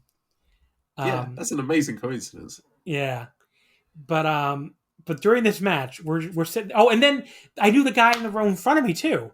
So like, basically, it was one big collection of people I've met and talked to at these wrestling shows before. Like he's one of these. Oh God, I feel horrible that I can't remember his name right now. But he does color commentary for one of the New York City Indies. I really should remember his name. I feel so bad because I know he's going to listen probably. But if you're listening, you're a very cool dude, and I really enjoy talking to you when we end up, because somehow we end up sitting close to each other at a lot of shows, not even just this one. But yeah, I mean it happened again at this show too. So he was like right in the row ahead of me. But so we were I was in a group of people who I knew them, and we were having a good time. And during this match, we were just all basically the 3 of us.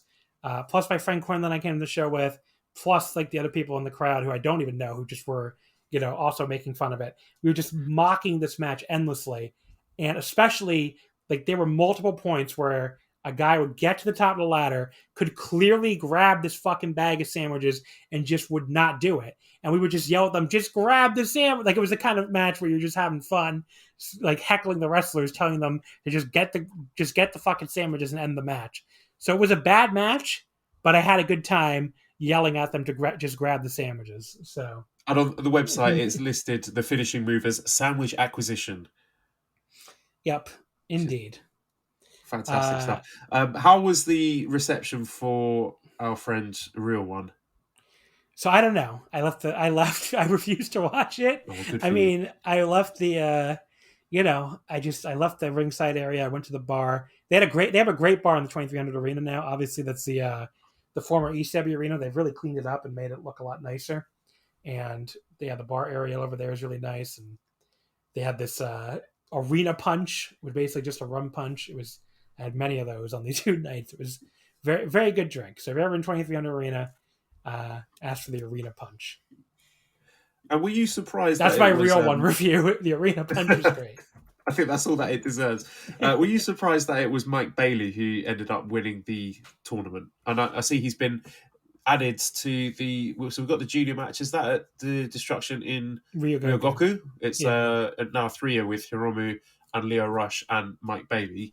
So, yeah, what did you think of the little tournament there? So the tournament was really good. I mean, that was other than the tag match I mentioned, that was the highlight. I mean, there were 2 really good little sprint matches where Kevin Knight beat Clark Connors in just under 10 minutes and 9:58, and Mike Bailey beat Francesco Akira in 13:31. I mean, I went 3 3/4 of both those matches. I thought they were both great matches. And then the final was, I would say, my second favorite match of the night after the tag, but I went 4 stars on this as well. Mike Bailey beating Kevin Knight. So all 3 tournament matches I thought were really good. And I was surprised because I kind of thought, I was thinking Akira was going to win and they were going to set up Hiromu versus Akira, since obviously the entire tour is like LIJ versus United Empire, but they decided not to go. They decided to go in a different direction, which is cool. And then obviously the next night we got we'll talk about the thing with Leo Rush. But yeah, they ended up setting a 3-way match with Mike Bailey and Leo Rush instead. And, Bailey did not need to win this tournament to demand a title shot, really, since he beat Hiromu in the junior, in the Best of Super Junior. So did Leo Rush, I think, actually. So, they both had a legitimate claim to the title anyway, but it just kind of put the exclamation point on it, I guess. So, it made sense and it was good. But how do you feel about Kevin Knight specifically? Do you feel he is improving? Because he had some sloppiness during the Best of the Super Juniors, which you'd expect from a guy relatively short length into his career. But I think visible improvements here. I'm very high on Kevin Knight. I think they got something there because he's a tall dude, so you can move him up from junior to heavyweight pretty easily whenever you want to do that.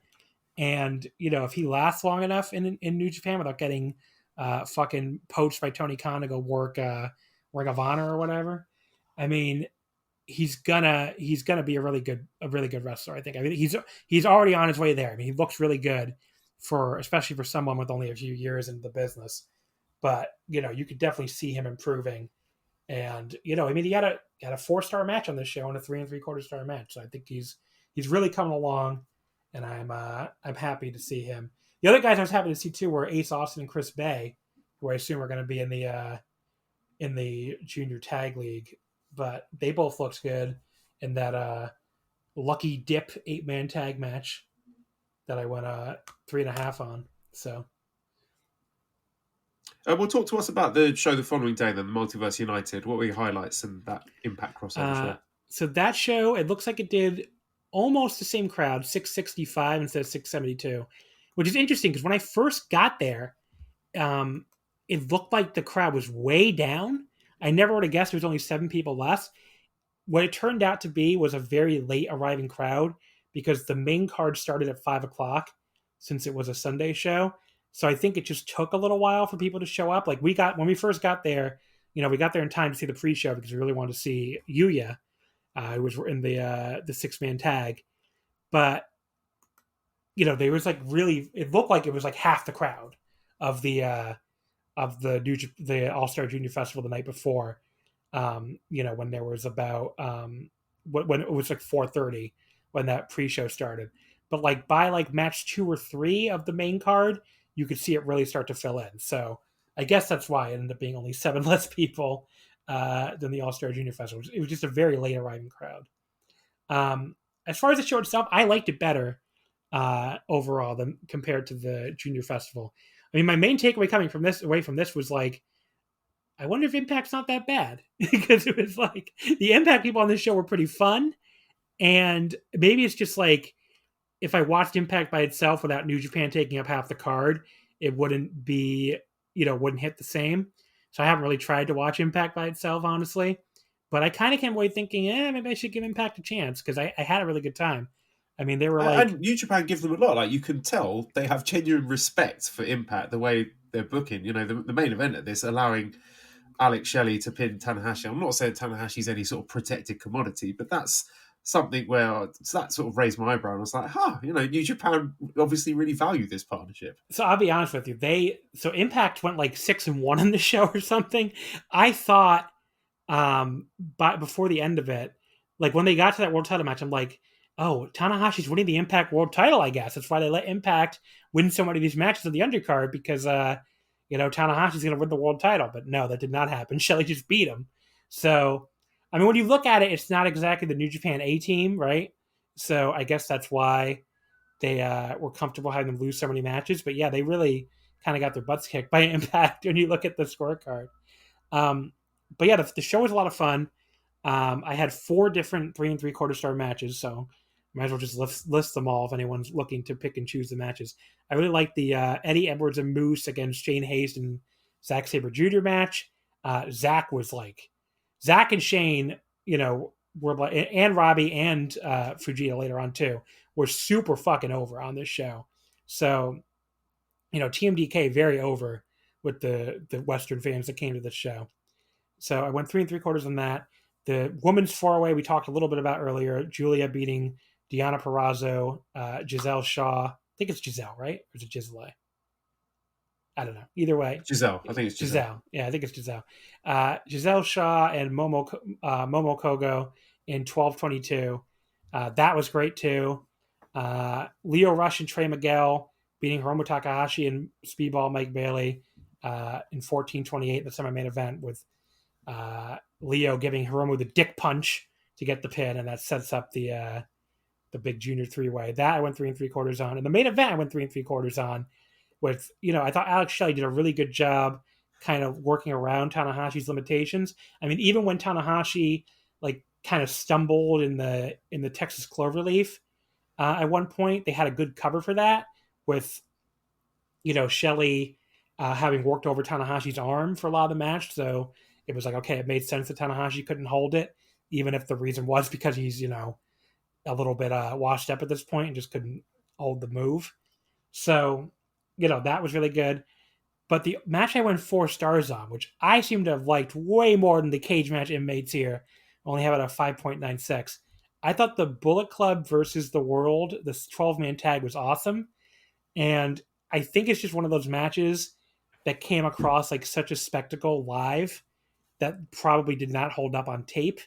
But this was like, in the building, I thought this fucking rolled. So, I don't know, just like seeing PCO like dive onto the entire Bullet Club and, watching all these guys brawl all over the building. And I don't know, I just had a really, really good time with this. So, I don't know, when you were watching it, did you not like it nearly as much? No, I did. I thought it was a much better show than the All-Star Junior Festival. And again, a blueprint for what a productive, healthy relationship should be like between New Japan and an American partner promotion. So, I mean, I'm quite happy to see this partnership continue. Although, having said that, are you familiar with Joya? Yeah, that's concerning. For the benefit of listeners who've not seen it, could you describe what Joya is, please? It's just Joe Hendry and Yuya Uemura going, Joya, like repeatedly.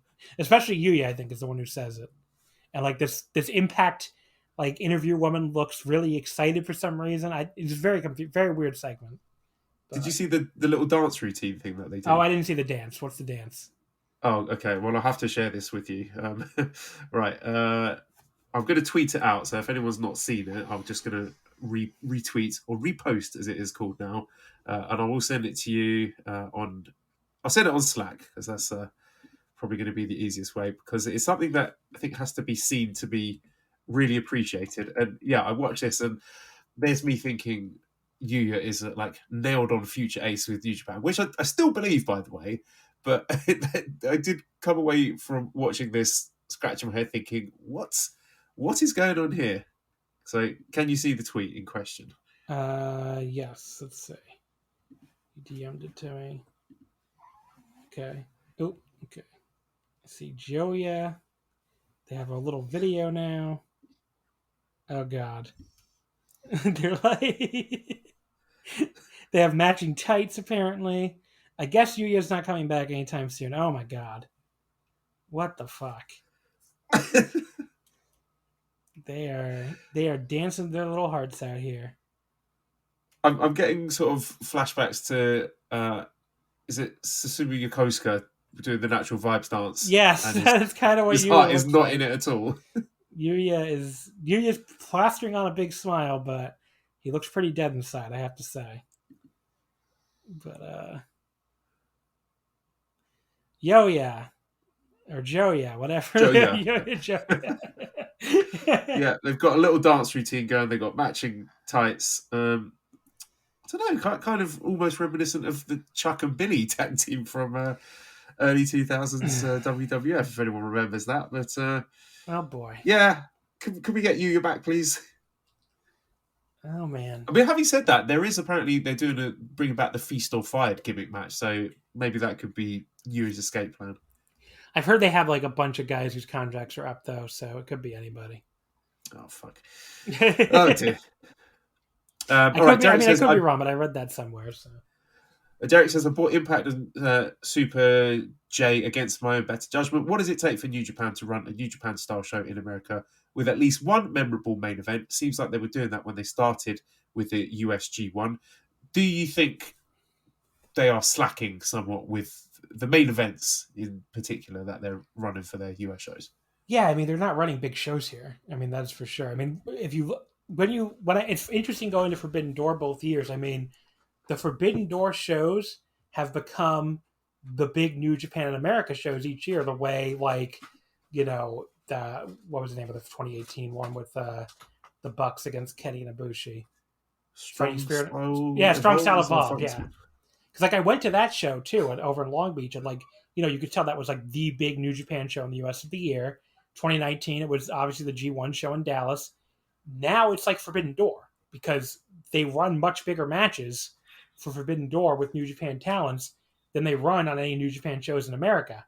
And when you go to Forbidden Door, it's not like I'm the only American New Japan fan who's going to Forbidden Door each year. I mean, you see a ton of people wearing New Japan merchandise at Forbidden Door who are clearly there because they're New Japan fans.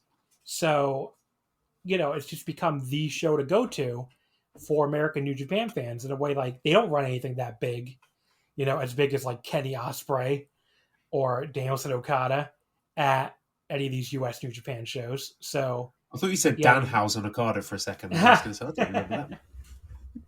But yeah, I mean, that's become the big New Japan show of the year in America. I mean, it's not, these shows that New Japan run are much smaller. So, I mean, did they do Tanahashi Okada this year?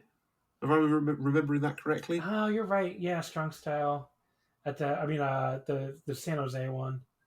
Yeah, I mean, I guess that was like that would be like the second biggest New Japan show in America because it had the Battle in San Jose, I think was the name. That had Okada Tanahashi and it had Mercedes Moné on it. But I don't know because it's like, is Okada Tanahashi really that big a match anymore? You know, I mean, it's not. But I felt it was appropriate for the size of the show in question. Yeah. So that would be the biggest main event they ran on a New Japan only show. So. Next question for you, John. Did you catch the Sanada versus Jake something match? No, I didn't see it. No, me neither. All right, so I'm not going to ask that question. Eric says, genuine, non-snarky question. Given Joel's experience at Wembley, what lessons could New Japan stand to learn from AEW in terms of in or out of ring products, taking into account the difference in financial reach, audience context, blah, blah, blah? Is there anything that you think New Japan could or should be doing better? It's a tough question. I mean, I would say, obviously, you just tell them get a billionaire and then lots of US TV money, but that's difficult to replicate, obviously. I don't know. They could be doing better with the marketing and I think the venues that they book for the US America. shows. Yeah, for sure. I don't know. Like, I'm just trying to think of like is there anything about AEW that I like more than New Japan? I mean, the answer might be no. So, which I'm sure is gonna further. Well, let's be real. None of those people are listening still anyway. But none of the freakazoids. They all clicked stop a long time ago. But yeah, I don't know. Because it's like wrestling style wise, I prefer New Japan. Booking, I definitely prefer New Japan. I guess I think they could do a better job in making the US shows feel more like New Japan shows rather than sort of an approximation of what they think US wrestling fans like. Because I think the American fans of New Japan Pro Wrestling want to see a New Japan show. They don't want to see an American flavored New Japan show. I agree. I mean, that is for sure. But at the same time, some of the experiments have worked. Like we talked about it already, but the women's matches they run in New Japan America are like they've gotten super over, which I would not have guessed. Yes, they would. But like the fans in the building in Philly were probably more into Julia than they were anybody else on the show. So you're drawing fans who are willing to watch, who are not even just willing, but who really are interested in watching women's wrestling, and which AEW isn't, which is very interesting. But yeah, I don't know. It's a very, so like some of the stuff that they do differently from Japan works. I just wish they would stop doing a fucking plunder match on every show. We don't need a plunder match. We don't need ladder matches. I mean, nobody really wants to see that stuff when they go to New Japan. But then again, I say this, they were both over in the building. So what the fuck do I know? I'm just an opinionated nerd on the internet. Did you watch the RevPro 11-year anniversary show? Yep, that was the first RevPro show I've watched start to finish in a long time. Was there anything else to mention on the Impact show? Let me think. I think we pretty much covered it all. It was. Yeah. If I didn't say anything else about it, it was a very good show, and I enjoyed it more than the All-Star Junior Festival. I'm happy I went because originally I was thinking of only going to the Junior Festival. So, well done, Impact. Good well done, Impact. Good show. All right, so yeah, this RevPro show, so got a really good attendance. There were over 4,000 people in Copperbox, and really fantastic venue. I had not been to a huge amount of venues, but I'd say this would be one of the best ones. It's kind of got the same vibe as like an Osaka Joe Hall. Obviously, it's about half the size of it, but very sort of compact, good sight lines. There's not a bad seat in the house, and it retains the noise and the atmosphere, and it can get really thunderous in there when the crowd gets popping. So really great venue and an enjoyable show top to bottom. Yeah. I mean, I had a really good time. I watching the show. I mean, the production is, which obviously you were there, so I don't know if you know anything about the production, but it was kind of a disaster. I mean, lots of sound issues and lots of, it just looked like a mid-2000s Ring of Honor DVD. But when the wrestling on the show is like as good as the wrestling on this show was, I could deal with some production snafus. It's not that big a deal. I mean, this show was better than All In, and I don't really think it was even that close. And I don't know if you'd agree being at both, maybe just a spectacle of All In. Yes, I would. Okay. Of course I could agree. This had more wrestling on it. I mean, this had more the sort of the stuff that I'm into. Yeah. I mean, I have 4 quote unquote notebook matches on this, 2 4-star matches, 2 4.5-star matches, another 2 3 3/4-star matches. I mean, there's just so much great stuff on this show. And, the only thing that sucked, in my opinion, was the semi-main event with that was awful. Michael Oku and Chen 7. But yeah, you want to go match by match? Go ahead. I mean, not necessarily. I'll just stop on the matches that I think have New Japan significance. The first one being the Leon Slater against Dan Maloney. I mean, first of all, I really like the way Dan Maloney was presented with, I think the singer's name was Filthy. I apologise if I've got that wrong, but doing a live rendition of his song, that went down really well. Really good atmosphere for that. And I was quite surprised that he lost, given that he is holding IWGP Gold. But Leon Slater, only 18 years old, this is a guy who's obviously got a tremendous future in the business, and I would not bet against seeing him in a Best of the Super Juniors in the future. Yeah, he looked great here. I mean, this was a hell of an opener. I couldn't believe it only went 7 minutes, But this was 3 3/4 for me. Really, really enjoyed this. So, yeah. And Leon Slater looks like a future star. I mean, he looks like a guy who is gonna be a big deal.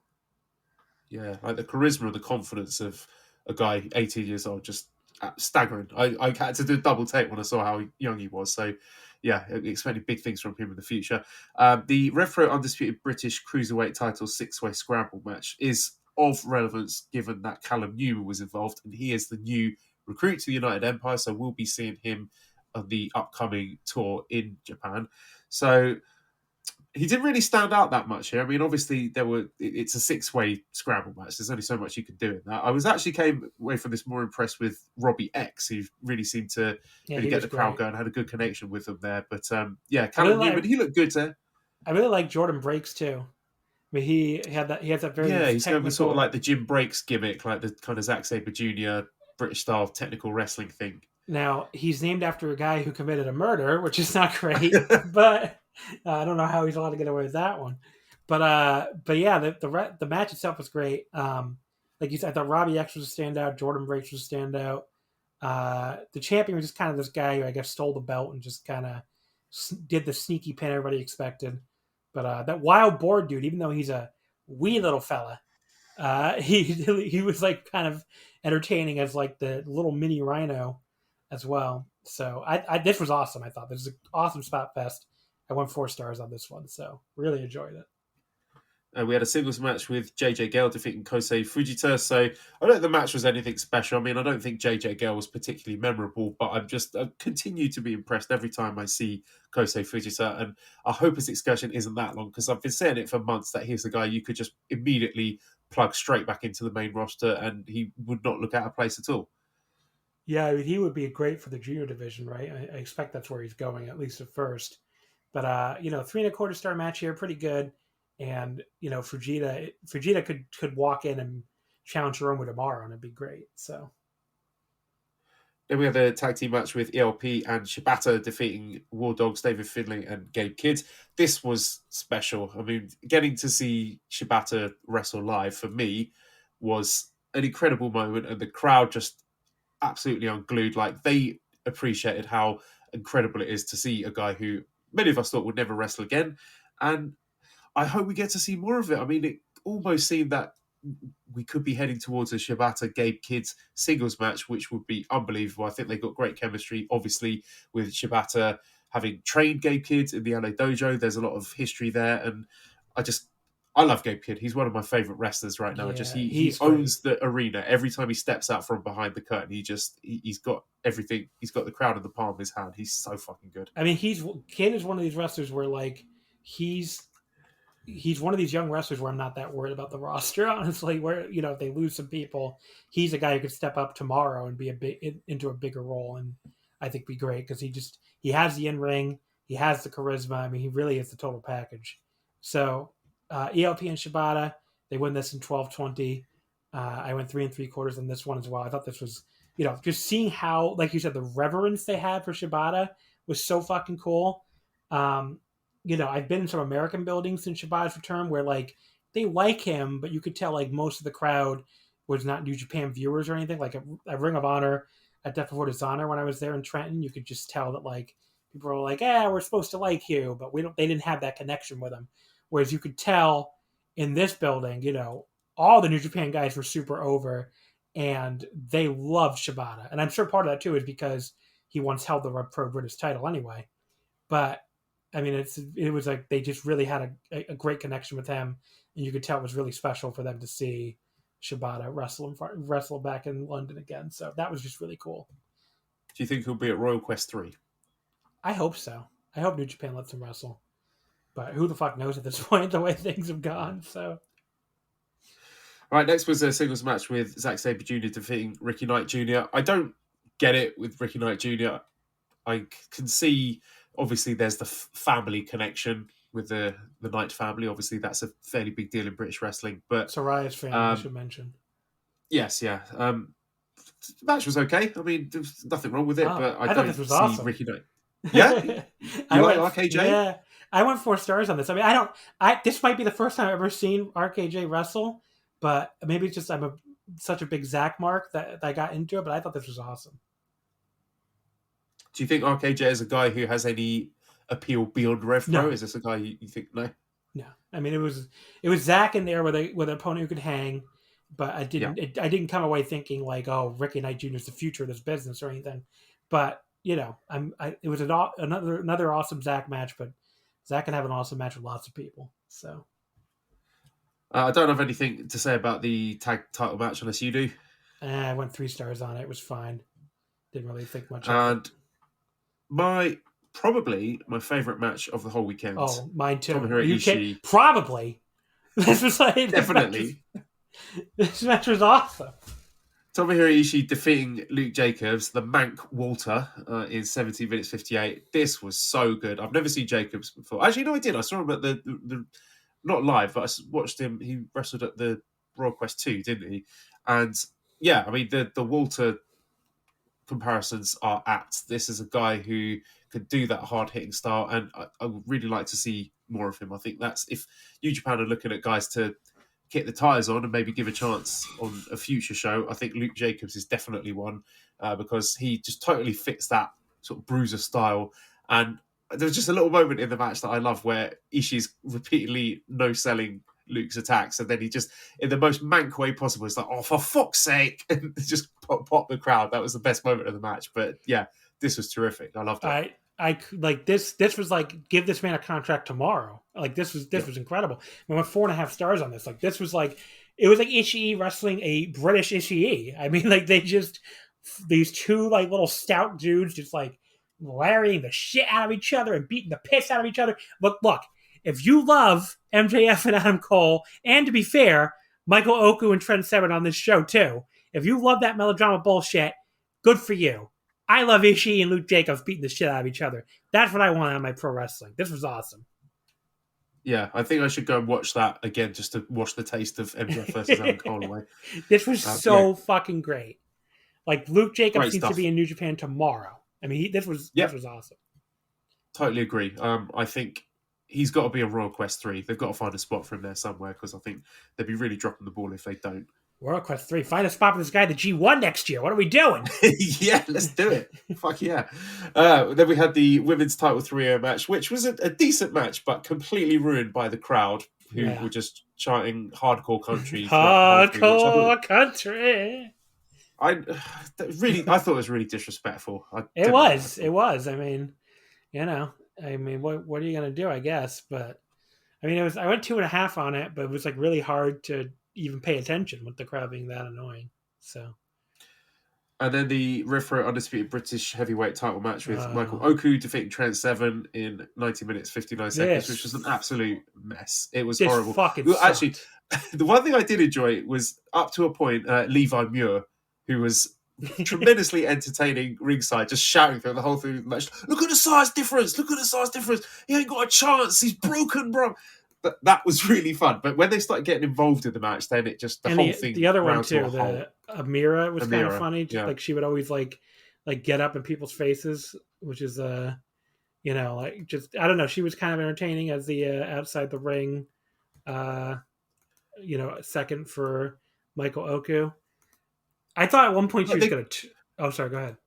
I thought that they could have had a good match. Like, there was a good match in there somewhere with Trent Seven just sort of physically dominating Michael Oku, and Oku sort of using his pace and his speed and his agility to win the match. But it just got incredibly convoluted with the table spots and the interference and ref bumps, and it just, all of the spots were really sloppy and dragged out way too long. Like, the pacing was all over the place. It just turned into an absolute mess.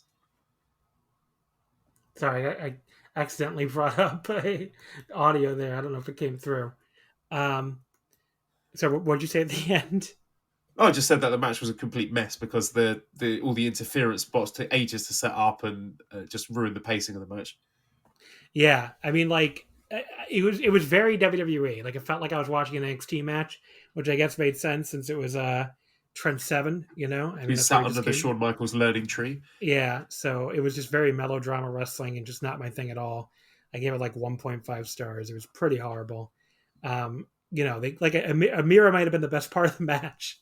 Just watching her like get up and Trent Seven's face and shit, like that was kind of entertaining. But yeah, at one point I thought she was about to turn on Michael Oku because she like made a face at the camera, like where I'm just like, okay, is she about to like plaster Oku with this belt or something? There's some spot like that. I don't remember if it was a belt shot or something else. But I think I put this in the Voice of Wrestling Slack during the match, and Joe Lanza was like, that would be a spicy turn considering I think they're shoot engaged, like her and Oku. And I was like, oh, okay, I'm sorry. I'm jumping into this show blind. I had no idea that this was not likely to happen, but it felt like I was like, oh God, she's turning on him. And then Joe was like, probably not. Probably not turning on her shoot fiance. I was like, well, that's what I know. Then we had our main event, which was Will Ospreay with Gideon Gray defeating Shingo Takagi in 20 minutes and 8 seconds. It was really, really good. I don't think it was one of their best matches. I still think their Best of the Super Juniors final and the Pandemic Don Taku match were a lot better than this. But, I mean, still, it's excellent pro wrestling. You can't turn your nose up at Ospreay versus Shingo, especially in front of a raucous live British crowd. And am I right in saying this is the first time we've had Shingo Ospreay in front of a cheering crowd since the Best of the Super Juniors final? You mean Ospreay Shingo? Yeah, what did I say? Yeah. You said Ospreay. I was like, we've had Ospreay. Yeah, Ospreay Shingo in front of a cheering crowd. Yeah, I think this was, it was the first time, I believe, since that Best Super Junior final, which, I'll never forget attending that show and seeing Ospreay come out with the samurai sword, which I'm like, oh, all the people in America are going to make fun of him for this, which, rightfully so to a certain extent. But like, it's like, oh, pandering to the Japanese fans. And meanwhile, I'm sitting next to these two, like, very stereotypical looking Japanese salarymen types, like older dudes. And, we're sitting at ringside. And when they see the samurai sword, they were so fucking excited. You have never seen two men more excited by a white guy carrying a sword in your entire life. They were like clapping. They were like, Will. Like, this made them love Ospreay even more, like more than you would even imagine. So like it is one of those examples, I guess, of how the disconnect between Westerners who view that as like, I'm sure even Japanese Americans and stuff, you view that as, cultural appropriation, and people who grew up in Japan who, only don't have to deal with growing up around Westerners. And when they see like a white guy with a samurai sword, like, yeah, he's paying tribute to Japan. He loves Japan. This is great. It's a very different reception, So, yeah, because when Cash Wheeler comes out with a traditional weapon of choice for American fans, then he gets a load of grief. Indeed. Double standards, exactly. But yeah, I mean, I'll never forget that when I think of Ospreay Shingo, because they were just so excited by that Ospreay with that samurai sword at the Best of Super Junior final. But yeah, I mean, this match, the one here, I thought was pretty awesome too. I went 4.5 on it. It did feel like them playing the hits to a degree, but it's Will Ospreay and Shingo Takagi playing the hits, so that's pretty good. I mean, I'm not gonna certainly. I really love the Jericho run-in at the end. That was such pantomime, and we all knew it was coming. We all knew who it was, and the crowd was like, "Ah!" It was brilliant. Yeah. So there you go. Good, really good show. I mean, if you're gonna watch anything we talked about, it should be RevPro, which is kind of funny, and you're gonna turn it on and be like, what the hell is this production? But trust me, it's the best show of the 4, really by far. So yeah, a few questions on this. Nick says, first, a big thanks for Joel and Dan's time on Saturday pre-RevPro. Thank you for the pint, Nick. Who from RevPro not announced for a Japan show would you like to see in New Japan? William said, should New Japan try going after UK talent who may be under the radar or the major promotions? Multiverse A says, out of all the RevPro guys and gals you saw, who do you think has the most upside where New Japan should book them ASAP? Luke Jacobs would be perfect for that classic Never Star, while Slater could be a supernova in the juniors division in the coming years. Biss Inspire says, fantasy book Luke Jacobs. I mean, Jacobs and Slater are the two right at the top of the list by some distance for me. If you had the book, how would you book both of those guys if they were to appear in New Japan? Yeah, I mean, Luke Jacobs would be great for like a never guy, like that person just said. He would be, he like maybe even just have him beat Finlay for it, honestly. I mean, because that belt could use the kick in the ass, and then just let him like do these hard hitting matches on New Japan undercards. I mean, that'd be great.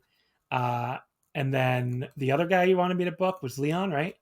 I Yes. mean, he would be great in the junior division. I mean, Leon Slater, you put him up against, almost anybody in the junior division. You could put him up against Hiromu, obviously, and have a great match. You could try to get him a tag partner. I mean, Master Wato could use a new tag partner. I mean, not that Taguchi's not good, but maybe try Wato and Leon as a tag team and see where that goes. Yeah, definitely would love to see both those guys. And you've got to think, I mean, surely with the incredible displays they put on at the weekend, that's something that New Japan should be thinking about. William Paul says, any thoughts on Robbie X from seeing him at RevPro? Someone I think can have a fun little run or do Super Juniors in the near future. Definitely would be an option. I mean, I don't know, maybe they could get him in for Super Junior Tag League. I don't see why not. It looks like RevPro have got plenty of junior talent on their hand there for their cruiserweight division. So, yeah, I think definitely they should be looking into trying to get some involvement for the Super Junior Tag League. I don't know. What's the setup for that? Are we likely to be seeing a single block of 10 teams again? That's what it looks like. Yeah, based on the schedule. Because I think there's 9 shows before the final. 1, 2, 3, 4, 5, 6, 7, 8. Yep, 9 shows. So probably a single block of 10 again. And Royal Quest 3, so that's been announced. I've got my tickets for that, so very much looking forward to going to that. Rob says, will they headline Royal Quest 3 with Zack versus Will, or will Sanada somehow manage to main event? Do you think we're going to get an IWGP title defense on this show? On Power Struggle? Royal Quest. Royal Quest. I don't know. I mean, Zack and Ospreay feels like a big enough match to do as the main, so they don't have to. Especially if that's like the resurrection of the Intercontinental title. Yeah, so they don't have to do that. I mean, they could just do Zack and Ospreay. So, yeah, I don't know. I would guess no. I would guess we do a Sonata Naito tag probably, since they're both already booked, I believe. Certainly, lots to look forward to there. Right, it is nearly 1 a.m, so I'm going to call it a night here, John. Thank you so much for joining us. It's been a lot of fun chatting to you, as always. Is there anything you'd like to plug? Before you plug, the only thing I want to mention, too, is I've been following the ticket sales for the Destruction Tour, since I know that's been kind of a point among, well, actually for Destruction and for the Wrestle Kingdom. I don't know how if you've been following along, but like the ticket sales for Kobe and for Wrestle Kingdom have looked really strong so far. I did want to mention that as far as like if you look on the ticket sites. So I just had that as a note that I wanted to bring up, and I thought I would find a time to do it, but then all of a sudden you were getting ready to wrap up the show. So I was like, I should get it in now. I think you mentioned something about the Ryogoku show has not gone on general sale yet. Is that correct? Yeah. So the Ryogoku show has not gone on general sale yet. It's the general sale for Ryogoku is in about 2 days, I believe. Ryogoku is not doing great in the pre-sale. Like there have been years where the Ryogoku, the balcony, especially, is sold out before it even gets out of the fan club. And this would be like the second pre-sale after the fan club. So there's nothing really sold out yet for Ryogoku other than I believe the special 4-person boxes are sold out and ringside is sold out, or just front row actually. I don't know, all of ringside. I'm sorry, front row and rows 2 through 4. Wheelchair seat and the box for 5 people say only a few left, but everything else is normal availability. So the regular 2-person boxes, because remember the big controversy where they wanted to go back to 2-person boxes at Sumo Hall. The regular 2-person boxes, those are still available, and the balcony is still available, which, you know, the A and B. Well, anyway, so like I was saying, the Ryogoku ticket sales, we'll have to see what they do when they actually, you know, go to the general on sale. But so far I would say it's not great, it's not horrible, it's sort of in between. The Kobe sale though, and the Wrestle Kingdom ticket sales, and those have been on sale a little longer, those look really good. So for Destruction in Kobe, which is coming up a little under a month from now, September 24th, if you go on the Lawson ticket site, ringside is sold out, and all 4 of the other categories, basically every other ticket category, shows up as few remaining. So to explain the Lawson ticket categories really quick, it either says now on sale, which means it's, you know, normal availability, few remaining, which means it's almost sold out for that ticket category, or sold out. So all 4 ticket categories, besides ringside, which has been long sold out, show up as few remaining. So that to me says they're moving a lot of tickets for Kobe, which is the Ospreay Yota Tsuji show, plus Naito and Cobb. Basically, it's the United Empire versus LIJ. I think Great Khan and Shingo are on there too, plus Taichi and Sho for the KOPW. So that show is doing very well. Depending on how many fans they set it up for, that might like approach like pre-pandemic Kobe World Hall shows where you might get like 6,000 people in there.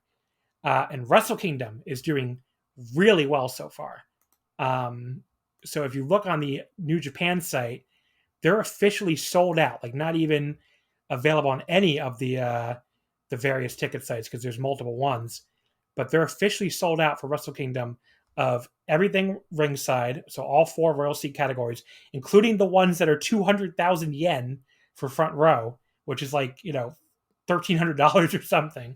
So they did sell those whale seats where everybody was like, wow, how exactly are they going to sell that many, going to sell those seats for that much money? But they did sell them. They're all sold out. So everything ringside is sold out. And the balcony stand is sold out, which is like the best level of the second floor. Those go for 13,500 yen. That's officially sold out already, which is kind of crazy for being this far out. If you go on the Lawson site, which is like the main ticket site, that the wheelchair seats are sold out too. And for a little while, the Arena A was showing up as sold out before they, I guess, moved tickets from the other sites onto there. So now they're showing up as available again. But yeah, I mean, like the Wrestle Kingdom tickets are moving really well so far. So I think they're going to be able to beat I'd be pretty surprised at this point if they don't beat the latest number from this past year, which I think was 28,000. That sounds right? Yeah, I think that's correct. So I'm looking it up just to be sure. But yeah, I believe it was 28,000 for Wrestle Kingdom this year. It was like the same as Wrestle Kingdom 11. I'm sorry, it was 26,085 for Wrestle Kingdom 17, which, they're going to beat that, I think, pretty easily. I think at this point, I'd be pretty surprised the way tickets are moving if they don't hit 30,000. The question will be how much, to me, how can they get well over 30,000 and start getting back into the range of like old school Wrestle Kingdoms. I guess we'll have to wait and see. Or not old school, but from pre-pandemic, when they were doing like 35,000 up to even like, what was the pre-pandemic high? Was it like 36 or something? I don't know. Was it night one of Wrestle Kingdom 14? Yeah. What I wonder what that, let's see. I think it was like 35,000, but I can't really remember. Wrestle Kingdom 14, night 1 was... Oh, no, sorry. It was 40,000. 40,008. So, yeah. I don't think they're not going to get 40,000. But the way tickets are moving, I'd be... Like 30,000 to me is very realistic. And maybe they can get even higher and closer to like 35. So... But yeah, it's just cool to see that the Wrestle Kingdom tickets are doing really well so far. So New Japan is back, baby. New Japan is back, baby. Battle is over. We have won. But there you go. All right. Thank you again, John. Any plugs before we get out of here?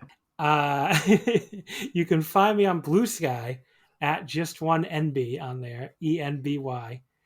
This greatly amuses Nicole for some reason. She finds it very funny that I'm plugging a site no one is on. That no one can get on. No one can get on if they either. Want to. But yeah, so Blue Sky, I'm on there. The podcast is on Twitter at Wrestle Omakase. And we, like I said, we post once a year.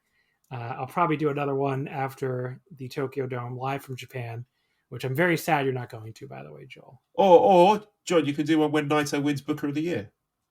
I could do that too. He should win Booker of the Year. Come on.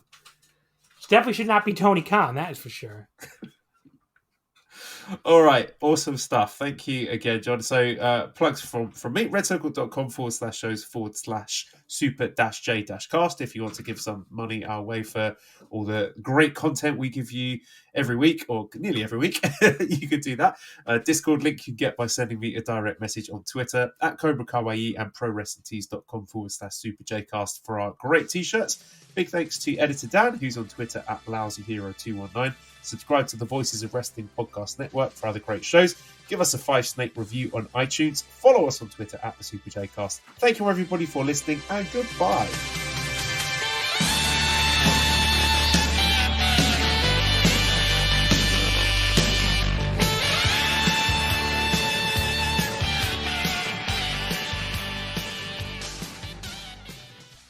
Hello there, everybody. It's me, Garrett Kidney, the co-host of You've Got to Be Kidding Me on the Voices of Wrestling Podcasting Network. And I am Liam Jones, my full name, and I'm also a part of the Voices of Wrestling Podcasting Network as a co-host for You've Got to Be Kidding Me. We are a TNA history podcast that covers TNA 1 month at a time. We cover all the drama, all the matches, all the Vince Russo nonsense you could ever want in your life. Have you heard of TNA? I bet you have, but would it be funnier if two people made jokes over it the whole time? Probably. So if that sounds like fun to you, check it out on this very Voices of Wrestling Podcasting Network, and Liam will do bits and whatnot. Cheering at pro wrestling shows in Japan is back, and 2023 is already shaping up to be a big year in the history of pro res. That's why you should listen to the Emerald Flow Show. From the Royal Road to the Green Mat, Paul and Gerard take you into the world of All Japan Pro Wrestling and Pro Wrestling Noah. Not only do we analyze events, but we examine business, who is getting over, what angles are working or not. Occasionally, we take a look at other Japanese promotions like DDT and 01. So if you're looking for more coverage of the world of Japanese wrestling, check out the Emerald Flow Show on the Voices of Wrestling Podcast Network, available on all of your favorite podcast apps.